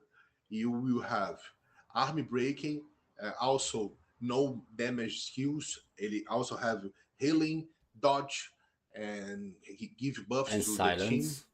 And you have on the bats on Avalanche doing damage. But I think the problem with this Legion is that you have not enough damage to kill Arslan in 1 2 rounds. Yeah, you have to kill Arslan very fast. Maybe one good bet that I need to try, but Rainforest Ranger, yeah. If you have Rainforest with Farah and Rosenblade, Rainforest on the first line, maybe you have a good chance. Or with Rainforest on the last line because she will hit probably healer on the other side and will kill healer. And you have a good chance to kill that, win that combat. But that's the only chance you have, or to kill Arsenal very fast, or to kill healer very fast. Yeah, but think Another, about it. You have from army, you have 40% chance to silence 2 random enemy squads in range and deal minus 20% lesser damage for 2 turns. That's literally what you need against Arslan, right? Silence yeah, and reduce damage. If yeah, that silence hits on healer, then there's no sustain anymore. And then you have yeah, Brave again with 2 targets for silence. His chance is lower, but whatever. I'm yeah. pretty sure that kind of kicks them in the balls while Avalanche is hitting them in the face. Oh, maybe it's I don't I'm not sure if you will win. Yeah, but at last will be a good trial to bother the Legion. Yeah, you will not give a easy life to the Legion. That's Yeah, the you did. issue. When you were facing a big guy with Arslan, sometimes you don't have to think about winning. You have to think about losing less, and that it's my bet against Arsenal many of the time because most of the guys on my map that got Arsenal are tons stronger than me. So I have no option. I have to think about what will lose less. My best bet until now was Lauman, Steed, and Warhammer Warhammer. was the best bet because it has smaller losses, but always losing because they had tons better stats than me. So we Yeah, had but no when chance when at does all. that help you? Think about it. Like when in which situation would that help you? Because if you're trying to reinforce a tile, it's not helping. You're gonna lose anyway the tile. If you're trying to break the reinforcement, it's not gonna help you because you're not killing enough troops to even say you did something. In battles during kill event, again, same story. No, on tiles, it's a good. When you are attacking a tile, it's always good. You have a better result as possible because we spend less stamina to do a little more damage. So, in smaller losses. So, it's always the best choice. If you are weaker than your opponents, choose what's the best one for you. Yeah. So, if you have a way to spend less troops as possible to do a little damage to your opponent, use it because it's a long term game. Yeah, you a season will last usually at last 4 weeks. This is You know. situational, whether you have enough troops to think about that or you want to have better results because you have enough troops. Because even a free to play player can now be at in our in our servers can be like 600 million power, so you can still afford being a glass cannon all the way. No, if you have to see Arsenal, you have just two ways to win. Thing. You have to or cut heal or killing him fast. Yeah. What are the? You have two main heroes now that cut healing. Yeah. You have Scorpion and you have Warhammer. One very common legion that I play, yeah, on the hero duels mainly. On my season now, my last days was impossible because I didn't have archers anymore. On my secondary castle was Steed, Steed, Warhammer, and Poison Master. It's a strong legion. Mainly if he's uh, playing with Aslan two healers. Yeah, Aslan is kinda the is kinda healer and Aslan is still healer. Yeah, if he's using two healers on the legion, the best choice probably will be you facing using Poison Master and Warhammer on the same legion. Yeah, if he's using just one healer, for example, Arslan Siren Healer. Then my best choice was using Lauman Steed and Lauman Steed and Warhammer. Yeah. So you always have to think because there's no easy answer when you have a very complex and strong hero with ultra synergy. Yeah, I'm talking that you have three heroes and you just need two to already have a very strong legion so he can place almost anything on the last option. He can put Jaden Eagle, he can place I don't know, Desert Storm, he can place almost anything. So it's a very versatile last position. He can do anything and will be good, will be a problem. So you always have to think if he has double healers, you have you if you are facing Arsenal, you have to use something to cut reeling. So you have to use Puzzle Master or you have to use Warhammer. Warhammer. I prefer Warhammer because Warhammer has smaller losses. He usually is a more defensive hero, and I prefer spend less troops and have And good he's a results. cavalry hero, which most of the people have tech for. Yeah, yeah. So I usually prefer Warhammer. So that's my choice. But you can use it also Poison Master combo. If he's using two healers, then try to play with the two heroes that cut healing. Yeah. If he is using so if you are using two heroes that cut healing, probably you will need a very strong front line. I like Steed because Steed is a footman hero. Footmans usually have a lot of HP, so it's a chance to have a good front line despite all the bad stuff about uh, footman. St- He has a good strong buff to damage, so that's another very nice stuff about Steed. He also have a good healing, a good amount of healing that work very nice. So you have many good stuffs to in you still have a very strong synergy with Warhammer. So it's a duel that you can play and have very much fun. So if you have plenty of heroes, that probably will be the best combo against Arsenal almost all the time. Steed, Warhammer, and Poison Master.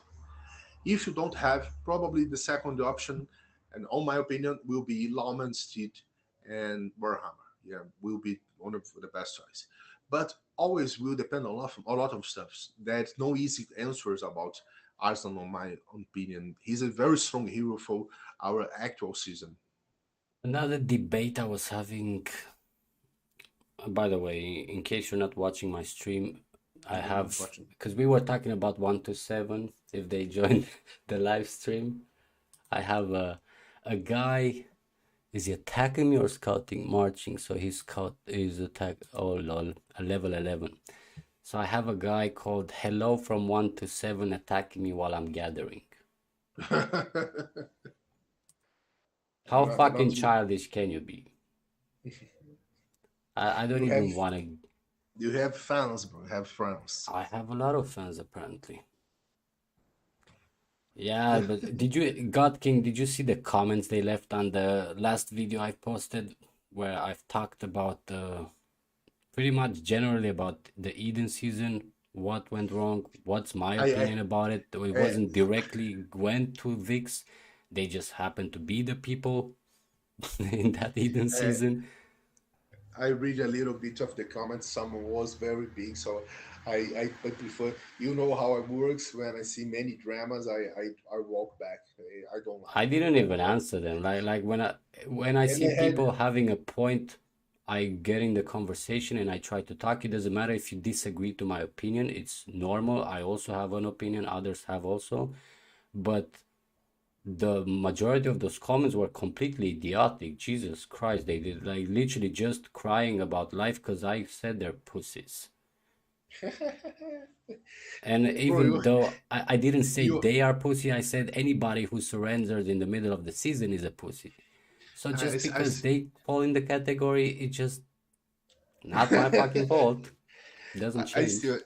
see on the on your map. I had a very special map because, um, the game is kind of divided in two coalitions. Yeah, you have one coalition lead by 7-6 in boss 37, and another coalition lead by 19 and 78. Uh, was is the two main coalitions of the game. Yeah, 127 was always part of the boss coalition, 37, 76. Now they have a big song. They had this move to 127.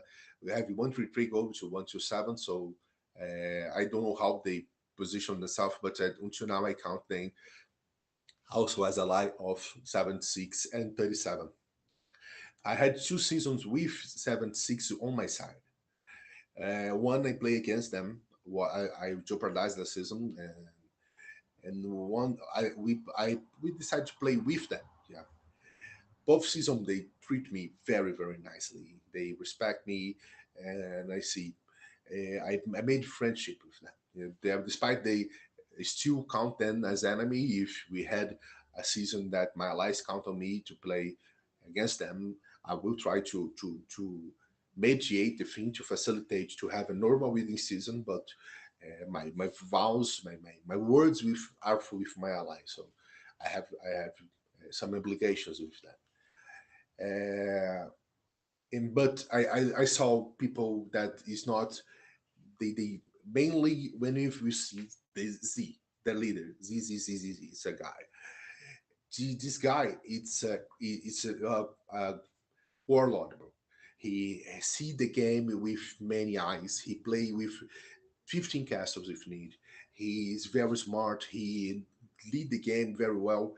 He's very easy to talk. Usually he's very pragmatic. Yeah, if I have a problem, I send a message to him. ZM needing certain things. Uh, 5 minutes after my need is being solved, he's working on a solution. He's amazing guy, very nice one. And 7-6 always work like that. And I had also experience play against boss one, and he's also very strong people, very nice people. but I never played with Tar on Niden. I played with against them on COP, on Clash of Province, and I had zero issues. Always very respectful with me, very friendly people. 46 is still a team I state that I love a lot because on 46 we have Stefan. Stefan's the my first real mentor on the game. When I was trying to learn about heroes, I found only guides on Last Shelter. And I was Brian is the name of the guy on Last Shelter that create Guide of Heroes.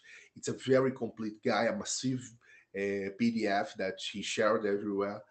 And Stefan was the guy on Rise of Empires that made the version for Rise of Empires. And I really admire the work of him. And he was my first touch with good content. I had before him. I had Harlem, that bird guy, had make videos. He's funny. I forget the name of the guy. Hello, hello, hello. I Mr. forgot. I forgot. Jill. Mr. Hughes. I don't remember the guy. Mr. Hughes. How can you forget Mr. Jill? Jesus, I need to make a video about him. I Yeah, really need to hello, make a hello, video hello. about him. Mr. Hughes. Mr. Hughes was my first touch with content, but Everybody's I first touch with yeah, content. but I didn't sound. I had some.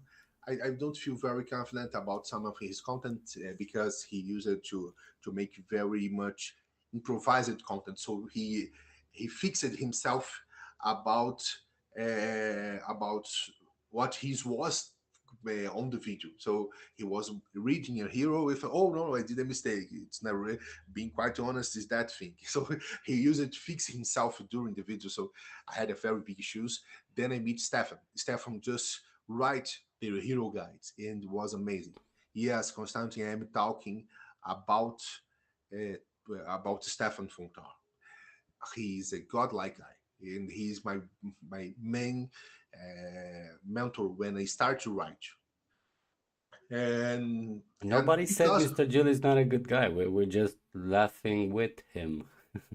yeah, he's a funny guy.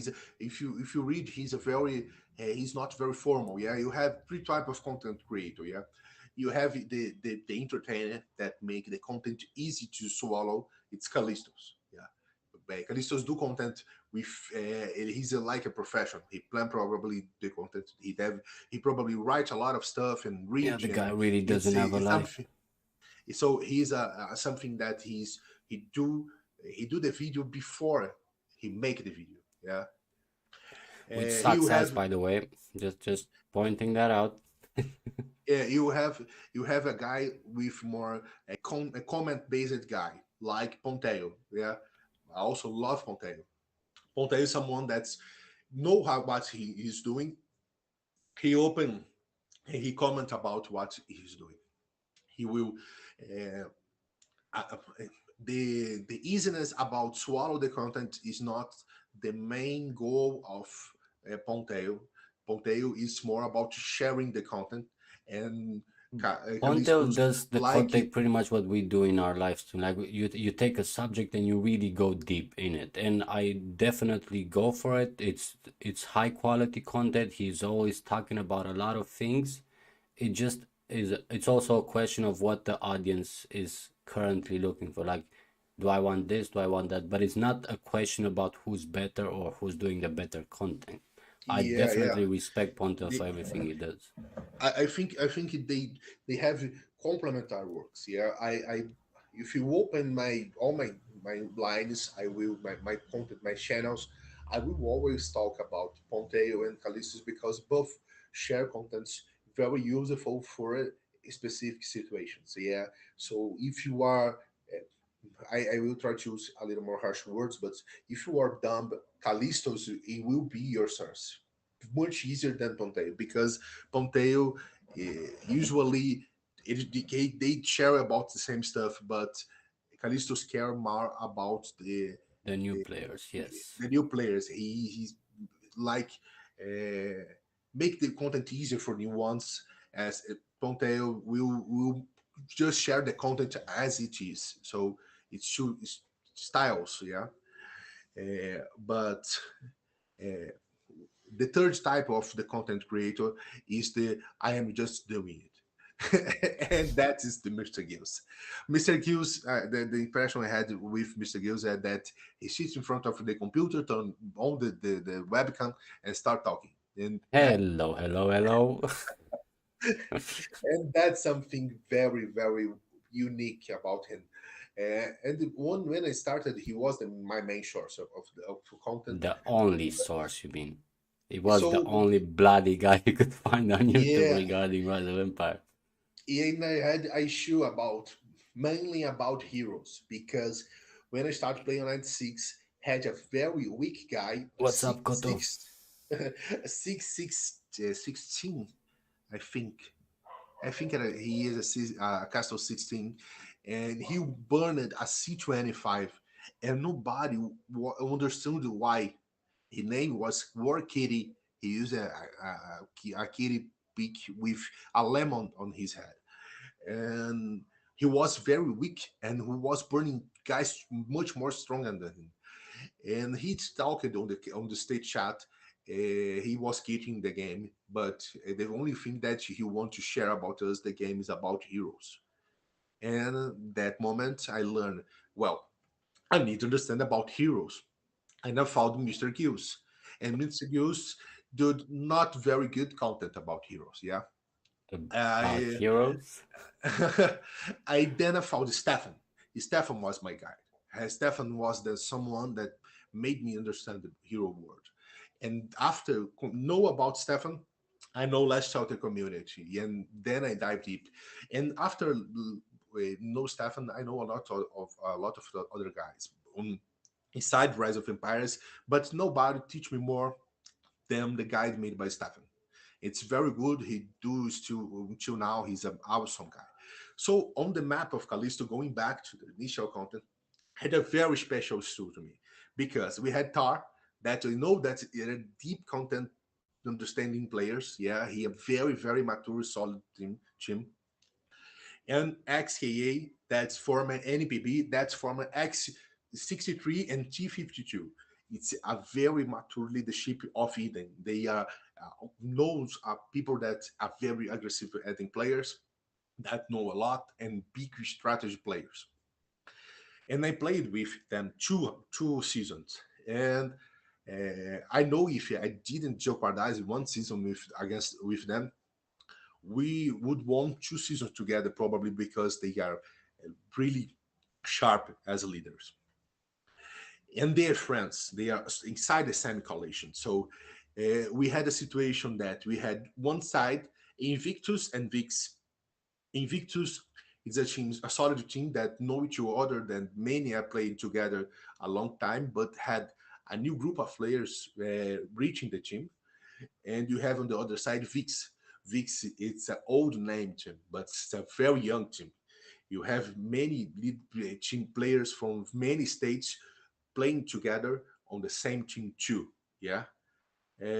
So they but when I faced Steph, maybe he wasn't 54, I don't know. But at first time I faced Stefan, he was around on 46, and we had already a friendship. I was a reader of him when we first met each other, and I think and even the hero duo together. He beat my ass easily, but I wasn't the hero duo. Just to say, oh, what was that? uh, then By the way, uh, Koto, yes, Mr. Gill retired a while ago. He was sick of Rise of Empires. Yeah, Just I and then we had together. We had on the one side two mature and experienced teams that know each other very well, even the teams and the players inside the two teams. And the other side, we had two very strong teams, but with less mature relationships between his own players and even less between each others. We are talking about the new Vix that nobody knows who are. I love Nero. Okay, Nero is someone that very friendly with me all the time. It's a brother, it's someone that I like a lot, but they had still many new players inside the same house. Despite being stronger or not, they have it's like a soccer team when you have a new coach and new players. We have to. These people need to know how to play with each other, and that's a learning curve they need to do. So I was very curious because I saw more power, combat power on the Invictus side, but I saw a lot more experience and synergy on the XKA side. And was a map that I was willing to watch from the first day to the end. What they would do. Sadly, they The had that surrender before before the. let's But not even start that subject. The way but I play any type of game, it doesn't mean even matter if we're talking about something digital or in bloody real life. The way I play a game is you didn't lose until you lost. yeah, And the beauty of any game is exactly that, it's playing it. That is the joy of it. If you win or not is like the reward at the end, but the fun is in playing. If you just like, what do you lose if you continue? We had more power than XK when they surrendered. We had more. How can you tell me that we were losing when we had more power than them, even though we started the season with 10G power less than them? Just to point out how badly we did hit them. Would have been, as I said also in the video, it definitely wouldn't have been an easy season, and most definitely we could have lost one way or another. But why the hell surrender? yeah, yeah. So, Like, just so bloody have fun for the love of God. and you had the chance for a very strong opportunity to learn because I don't know. I had, like I say, I dropped two sides beside of NPB XEA. I don't know how to call that anymore, but I dropped two seasons beside them. One they were double 6-3, and the next season they were NPB, and both seasons one jeopardized them. I sabotaged their season. Was something that I said on the first week. I talked to them and I said, "Bro, we'll not play together. I will play against you because of my likes." I was very clear. I don't lie to people. I don't like to play dirt games. Yeah, and then I was very clear from the first day. I will play against you, and they tried to convince me very respectful all the time, and they didn't curse me a single time. And but I had very good experience with them on that season, despite jeopardizing them.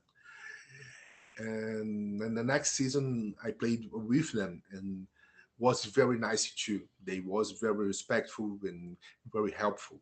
So I when I saw Invictus playing against them, I was willing to see what would be on the end of the season because Invictus probably is one of the strongest teams of the game.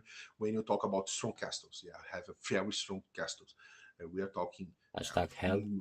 mm, Hell is probably he don't have a lot of troops, but he has probably one of the most mature castles on the game. Yeah, he has full Like, lofty. just think about it this way. Your entire guild was fighting Clit Commander. Clit Commander is lower than hell. Yeah, yeah. Just to Hell, point that out. Hell is the only guy probably in the game. He has a full. Very few one that have a full lofty and the hours resetting on we have the chance to reset the loft. So he's always full. He don't have a day without being full of lofty. that's that's something very powerful. Yeah. So he's a friendly guy. I talked with him, very respectful. So I see on Invictus a very strong team. But the relationship inside the team is not very long. We are talking about NBBXEA. that a leadership that our friends were before creating XKA, they were G52 and Double 63 mainly, yeah. And both have very mature teams with very strong leadership and knowledge of the game.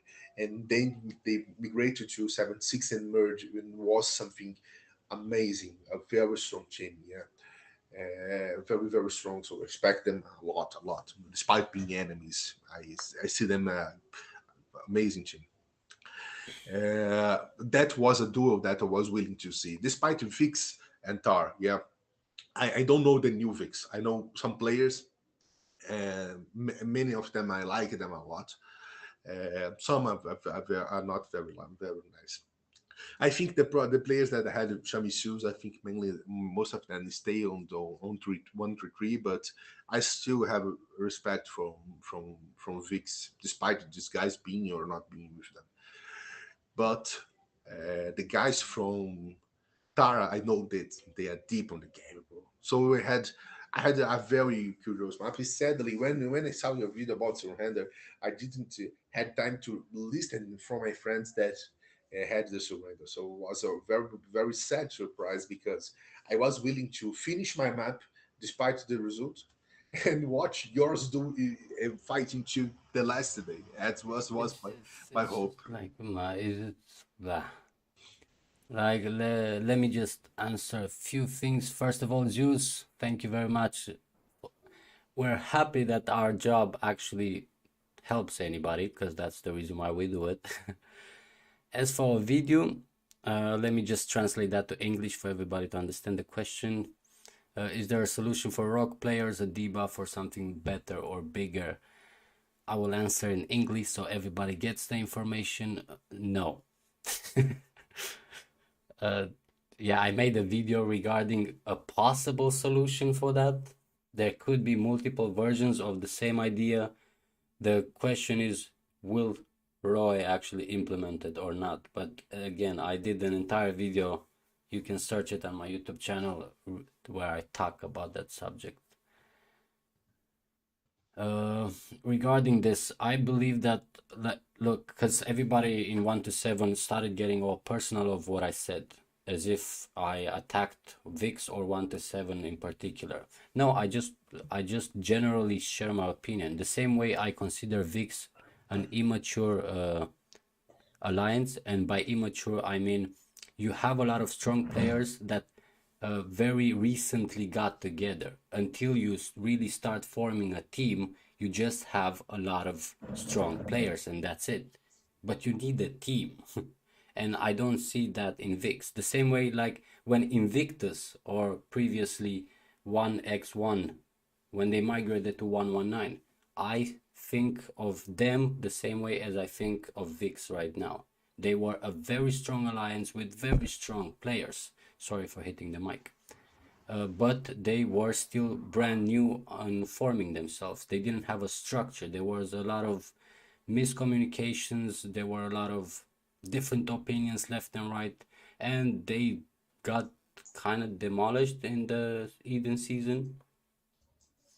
After we merged the players from 220 to 1x1 and we became Invictus, it kind of clicked.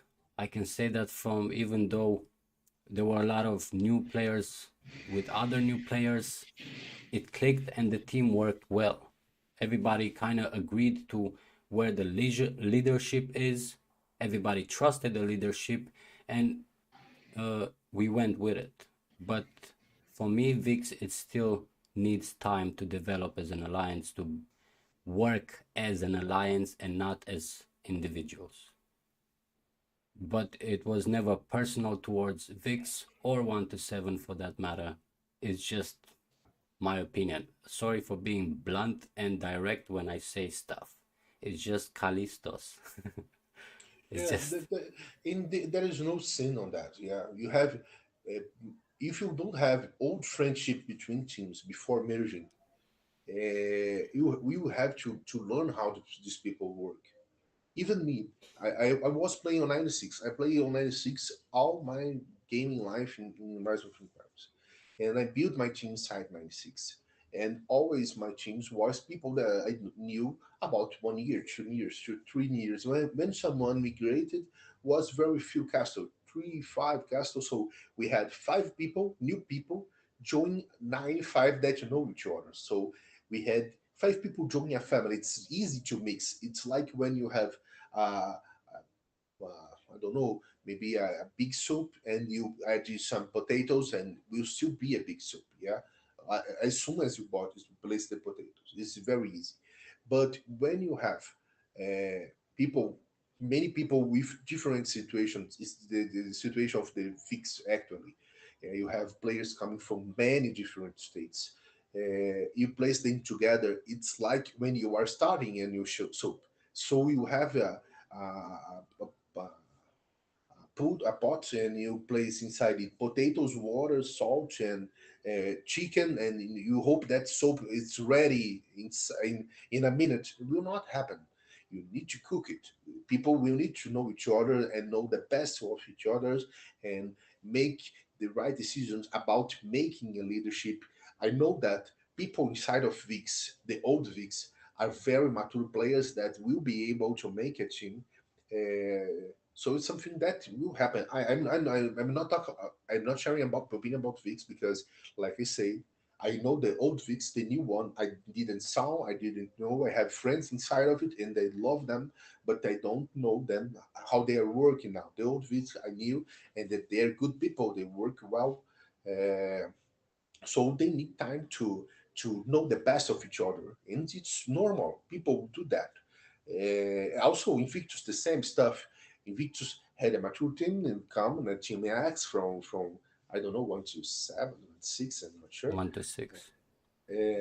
Then they moved to 119, and like Kalistos said, they was immature team. Then they start to make it to build a relationship inside of them, and people leaving and people coming in, and they always are making small changes. And the last one, this or the last one making Victus was a kind of recent, I think not a very old one, but had many players that Notte buono know each videre. other for more than a year.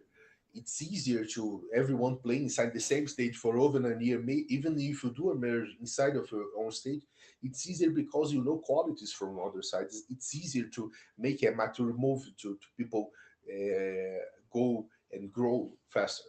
But 1 to 7 had amazing team. IMS, yeah, French Lord. I love French Lord. I love people from 1 to 7. Have a very good friend lá.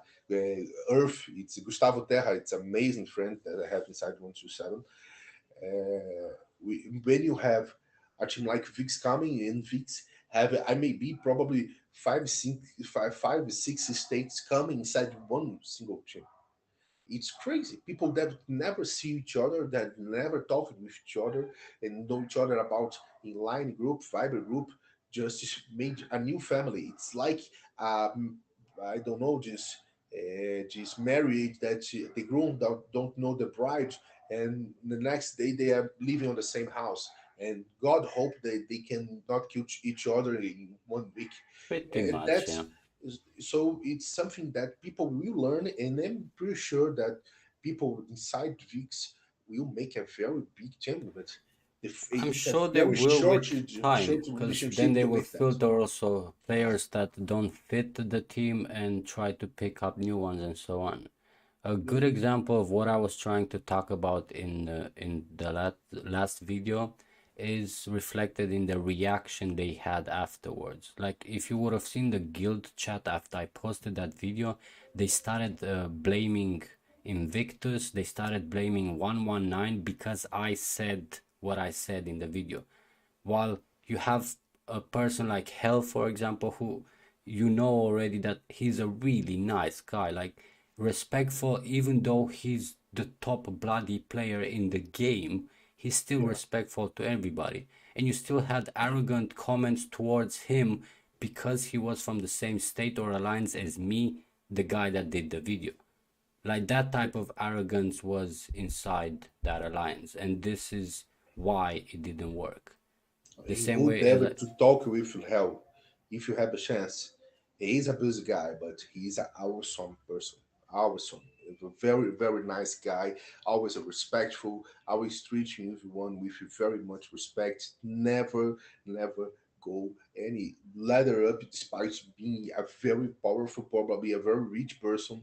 He never it's arrogant with anyone. So it's very, very hard situation here. It's just this type of things that didn't make it work. Like if you actually see my video and you're the only thing you understand from it, he's from Invictus, he's from 119, so Invictus and 119 thinks that. No, bro, I think that. I'm a person, I have my own brain, I have my own opinion, and I can share it because I did the YouTube channel for that.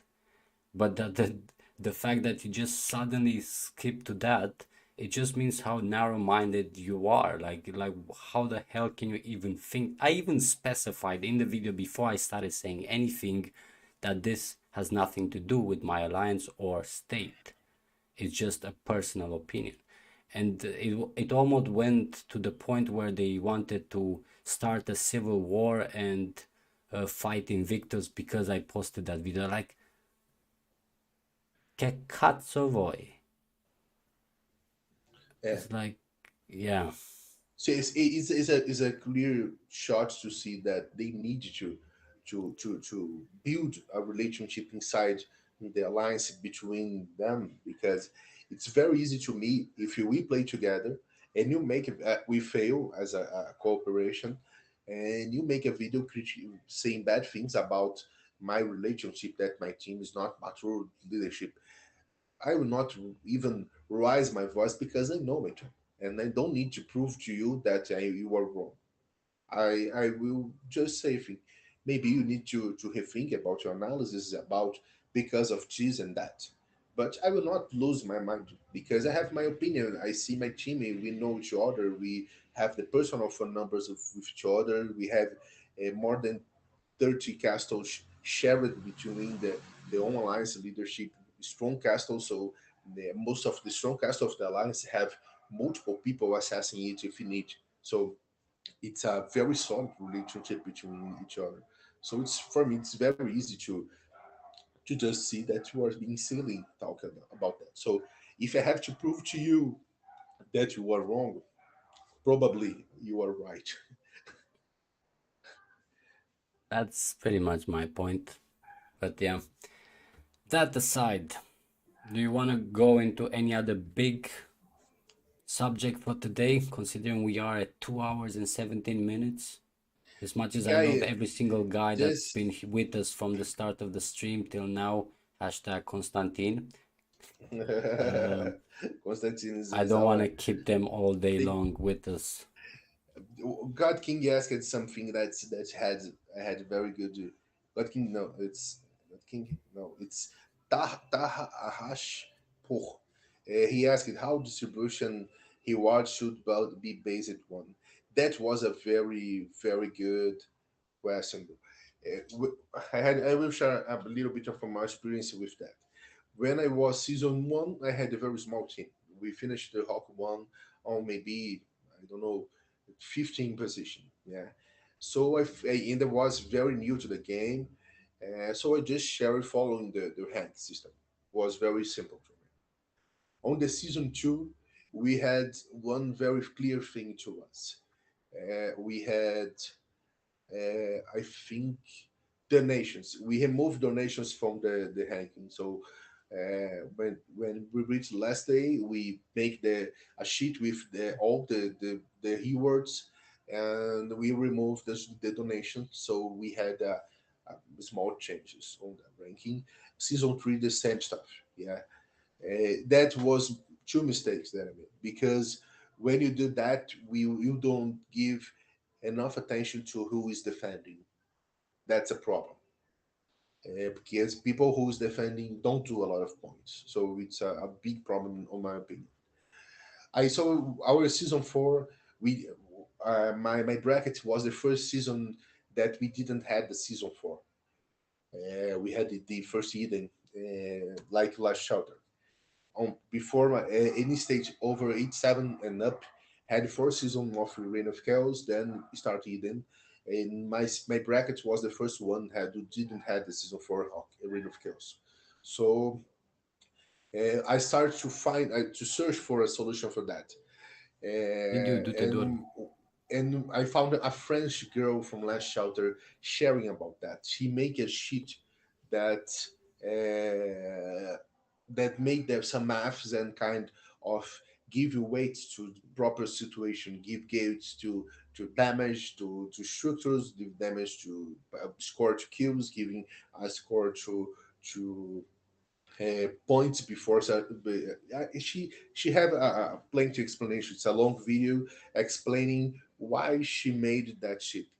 And when I saw the sheet, I decided to make me one.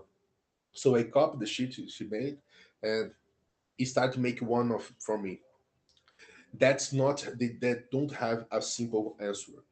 But I will not take your time because it's a long explanation. But if you are on my Viber group, you can tag me there and I can share the text that I made explaining how I do the math about that pricing because can't be simple.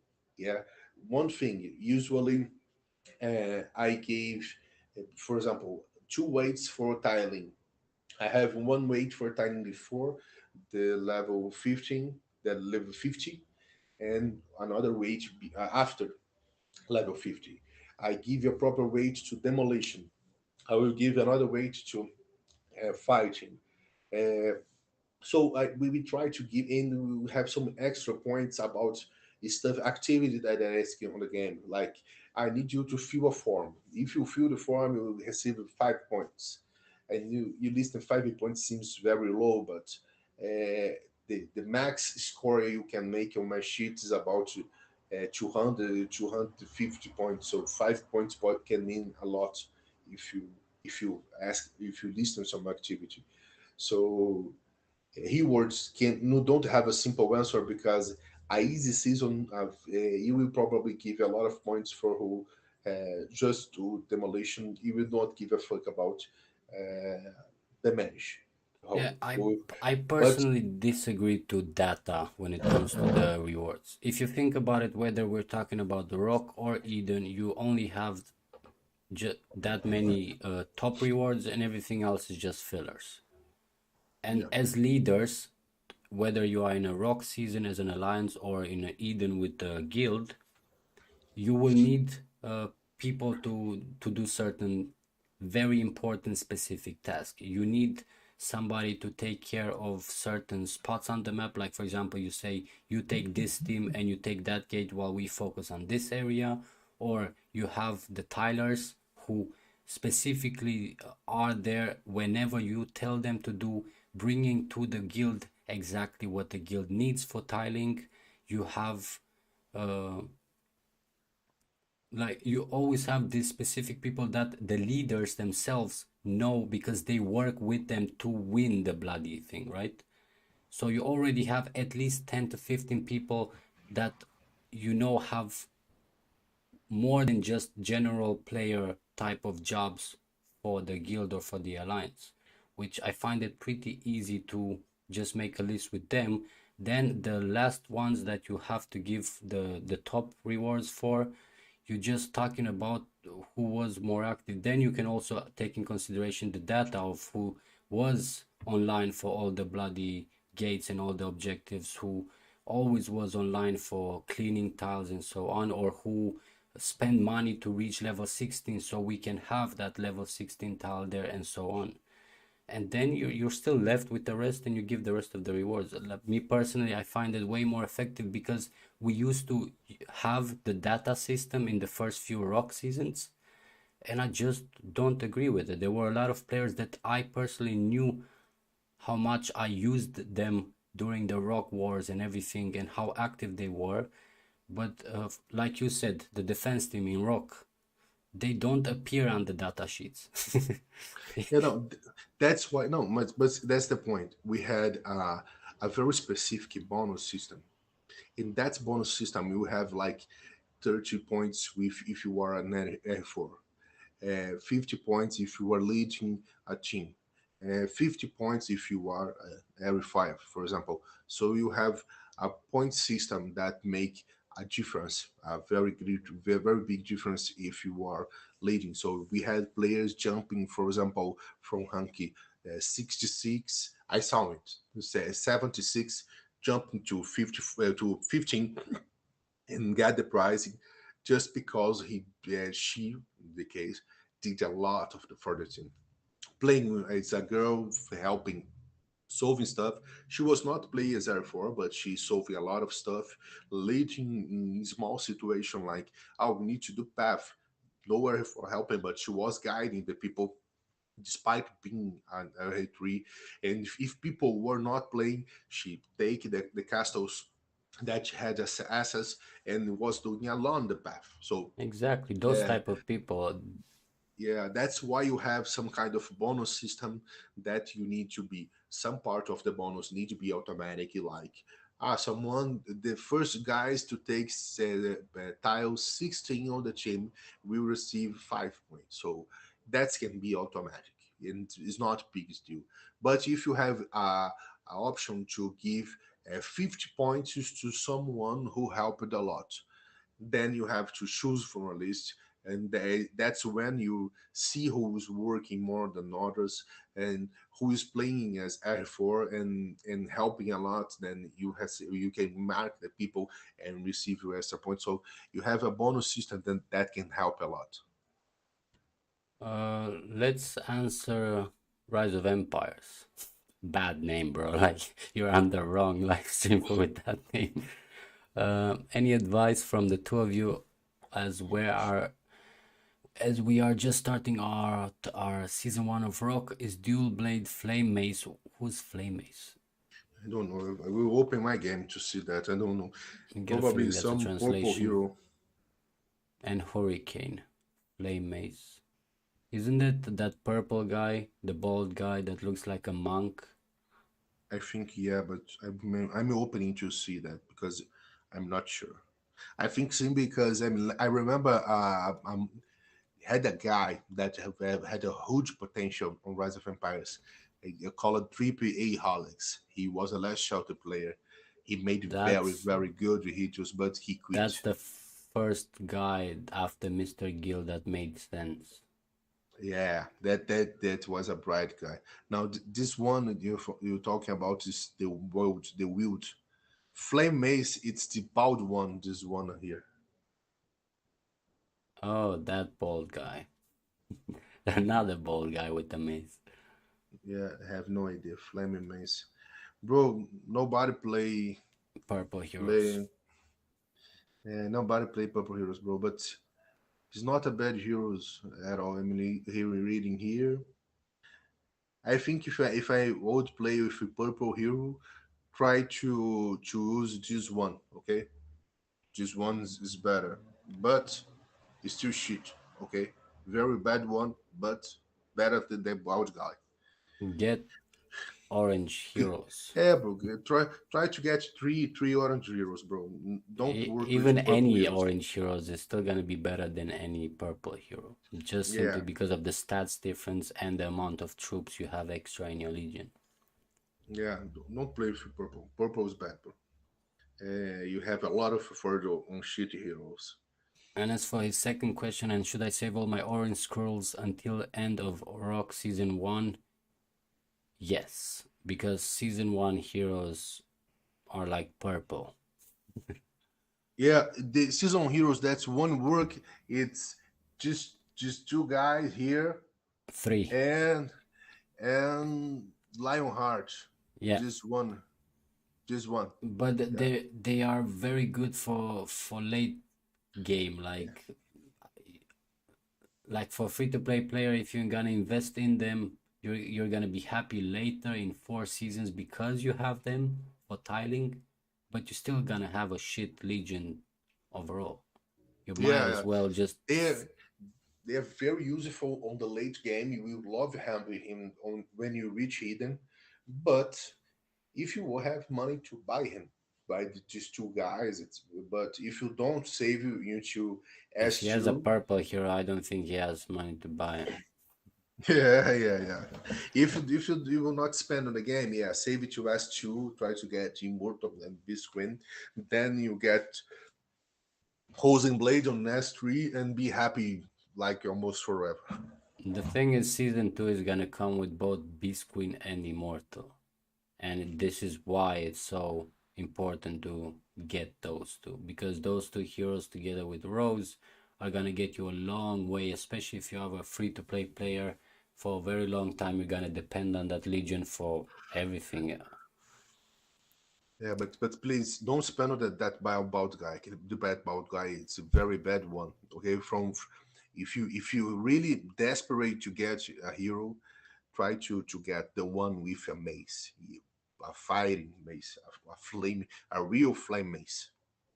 And Orochi, also, Hurricane, Heavens, Justice. Yeah, that's a good Legion actually. yeah, yeah, yeah, much better, much better. I Right. like Hurricane a lot for tiles. Yeah, it's actually better than Heavens. I did a video regarding this story when I was talking about poison tiles.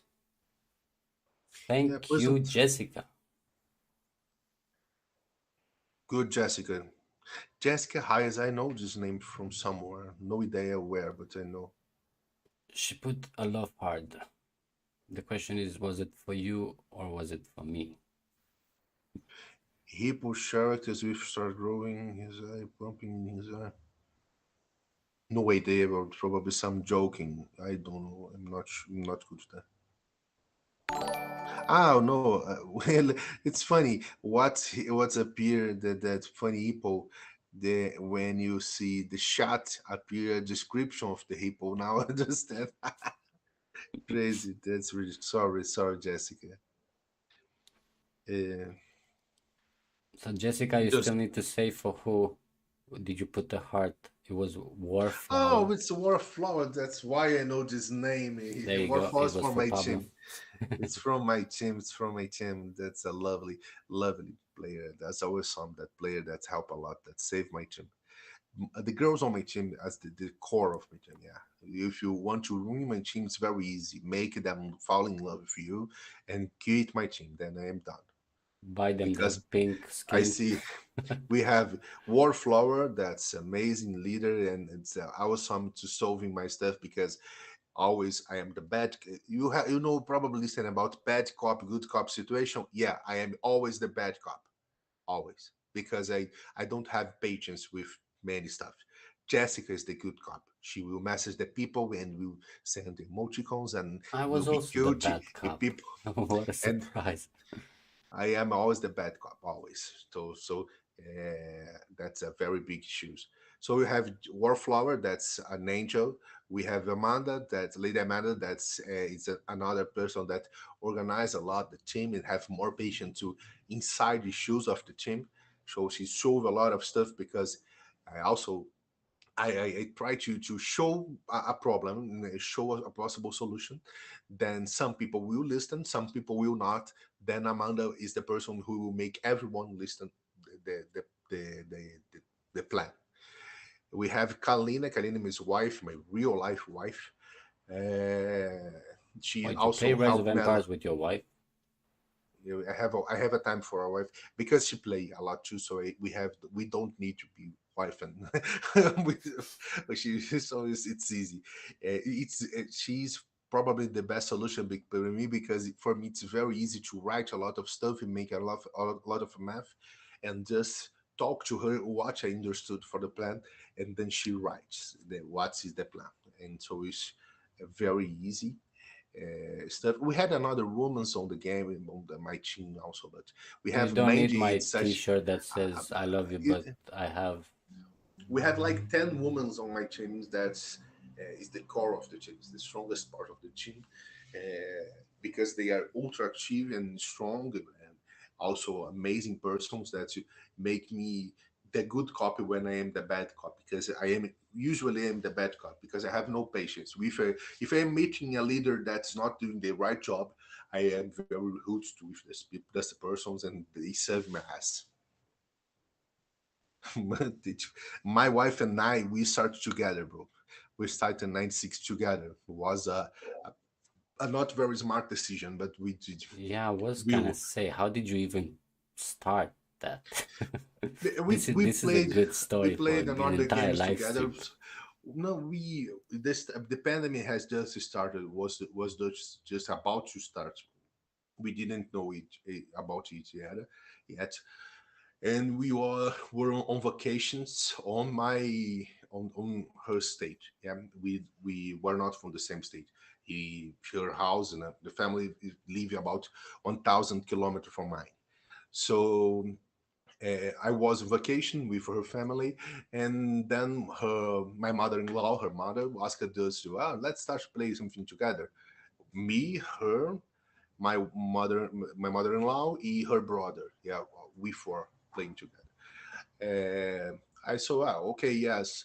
The plan was very simple, and we need something that can be play multiplayer and kind of casual game and probably strategy because my mother-in-law can't play something very mechanical like League of Legends and whatever. Um, and well, something that don't need much time. Rise of Empires was not the smartest choice, but we was fooled too. And then we started where since we were playing together, we made alliance with our four castles, and my wife decided to start to invite all Brazilians of the state to our team, and then that's the disgrace of my life.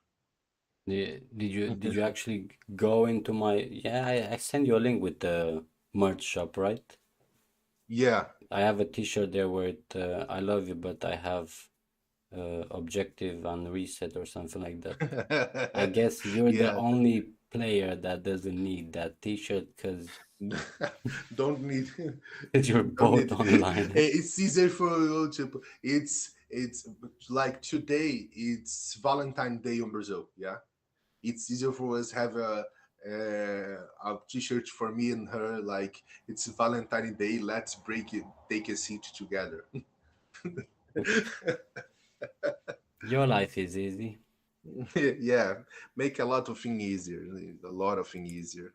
Right, let's touch on the last subjects and then we close up the stream. We had a question, where was it?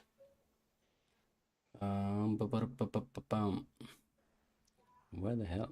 Hello, Kalistos. I'm C23 with T8 in 6-week-old state. What should I be doing to prepare for rock? Pablo?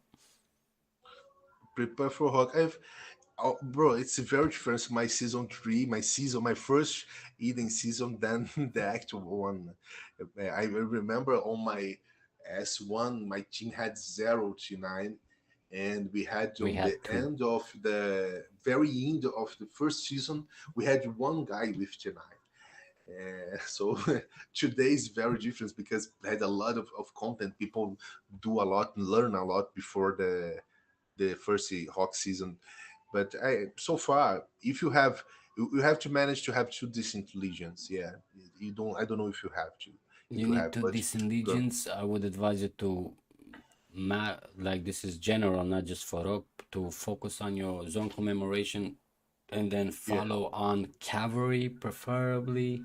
You could go archers, but I really still prefer cavalry to try and get that tier 9 as fast as possible, as it makes a massive difference. yeah, yeah. And also to make sure you have tier 8 footmen. You can survive with tier 7, but tier 8 already is what you need. Because you save a lot of stamina cleaning tiles on your state. Exactly. And I have a small guide that I wrote when I finished my season three about some pre-season guide. Yeah, it's kind of important you have a good planning on alliance center allocation. You have a good alignment between your own state. Talk a lot of your own state. Cooperation inside your state is more important than anything. So try to get good agreements with your friends, with your state mates.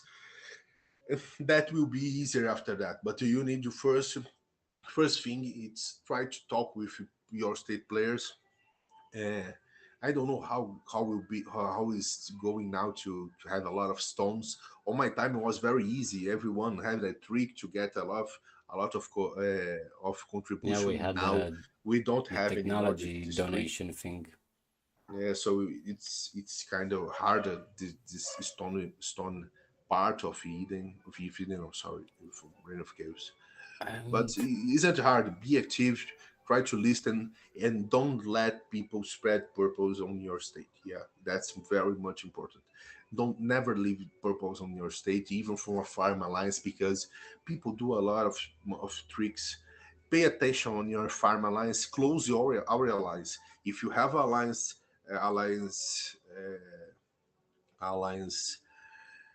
I call it alliance complex, yeah, a defensive complex for your stage. Be very careful about all teams inside that complex have closed alliances because very simple to someone just place a castle inside that alliance and do dirt stuff. I had a very bad problem on my last hawk season. We had a state playing against us. They tried very much to do stuff using farms on our state, and we had a very hard situation removing many farms and editing everyone again just to see who was the bad guys doing this stuff, and we found that the castle. So be careful about farm on your complex because people will play dirt with you. Hawk is the part of the game that you can see the worst side of all players, bro. It's very sad experience. I hate Hawk, bro. I hate Hawk. uh, Rise of Empires. Hardest part about most videos being put out now focused more on current seasons and heroes kind of makes it hard on a lot of us new people. Any updates planned by either of you? I don't know what you're referring to because all the old heroes we already covered. Yeah, Like you have content out there for literally everything before. This is why we're doing content for the new one. If you are referring to the normal heroes, content about them, boof. I yeah, don't see the normal heroes as much of a priority because it doesn't take long until season 1 and season 2 comes. And then the only focus you're gonna have is season heroes because the same like you switch from purple to orange, you're gonna switch from orange to season heroes. It's just that big of a difference that you don't even think about it, you just move on. This is why the normal heroes are usually not covered. And what are we? Hey guys, big fan. How do I make gold gear fast so I can make dragon gear? Thanks. Fast means you pay for it. Cheap, I already made a guide. If you search gems to DMs or just go on my YouTube channel, you're gonna find that guide where I explain how you can convert gems to make the DM cheaper. But fast means money. yeah. And as much as I would relaxingly, hi guys, you're great. I have a question. While you're writing the question, I'm gonna say what I was gonna say. As much as I would like to sit with you guys for another 6 hours, I wouldn't mind if I didn't know that in 7 hours I have to wake up for work.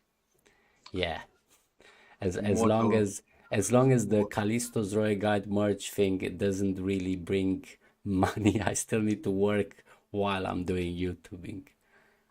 Does Immortal go with Warlord? no. Blah, blah, no.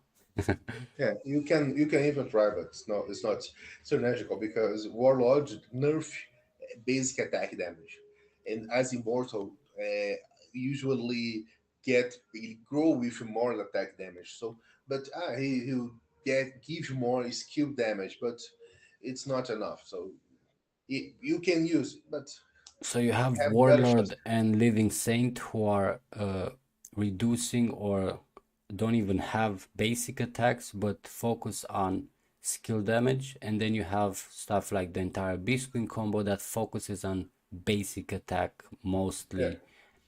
So you remember they Warlock. contradict each other. It's really bad idea to put these two sides together because they just slap each other. You have to use Warlord. The best synergy with Warlord will be with people that with heroes that have skills that need preparation, need a turn preparation, like Living Saint, Hoku, Jaden Eagle, Avalanche, and whatever. Many heroes that need preparation to use skills. So Warlord will shine with that kind of heroes, and heroes mainly that do a lot of damage with his skills. That's how we use Warlord. So no, he will not. Uh, he will upgrade the skills of Immortal, yeah, but just that, and that's not enough. So not don't worry. He I mean, if you're asking, like Constantine said, should I use a orange hero or a warlord? Use warlord. But yeah. If you use purple heroes, yeah, you can use Immortal with Warlord. Will not be a problem. generally not a good combination. So again, I want to thank everybody for joining the live stream. Again, I will try to do more. I will try to get Pablo to do more and just have more time to talk about Roy regarded stuff. In the meantime, you can check out my channel. You can check out Pablo's Click on like website. button. Click a like, click a share, subscribe if you haven't already, and if you are interested in supporting my YouTube channel, then you can also go to the Kalistos Roy Guide merch. Probably in the future I'm gonna make it into Kalistos and Pablo's merch, but Yeah, he has to decide. we'll work together on a merch very soon. But for now, thanks again, guys. Thanks again, Pablo, for joining the live stream, and I wish you all a good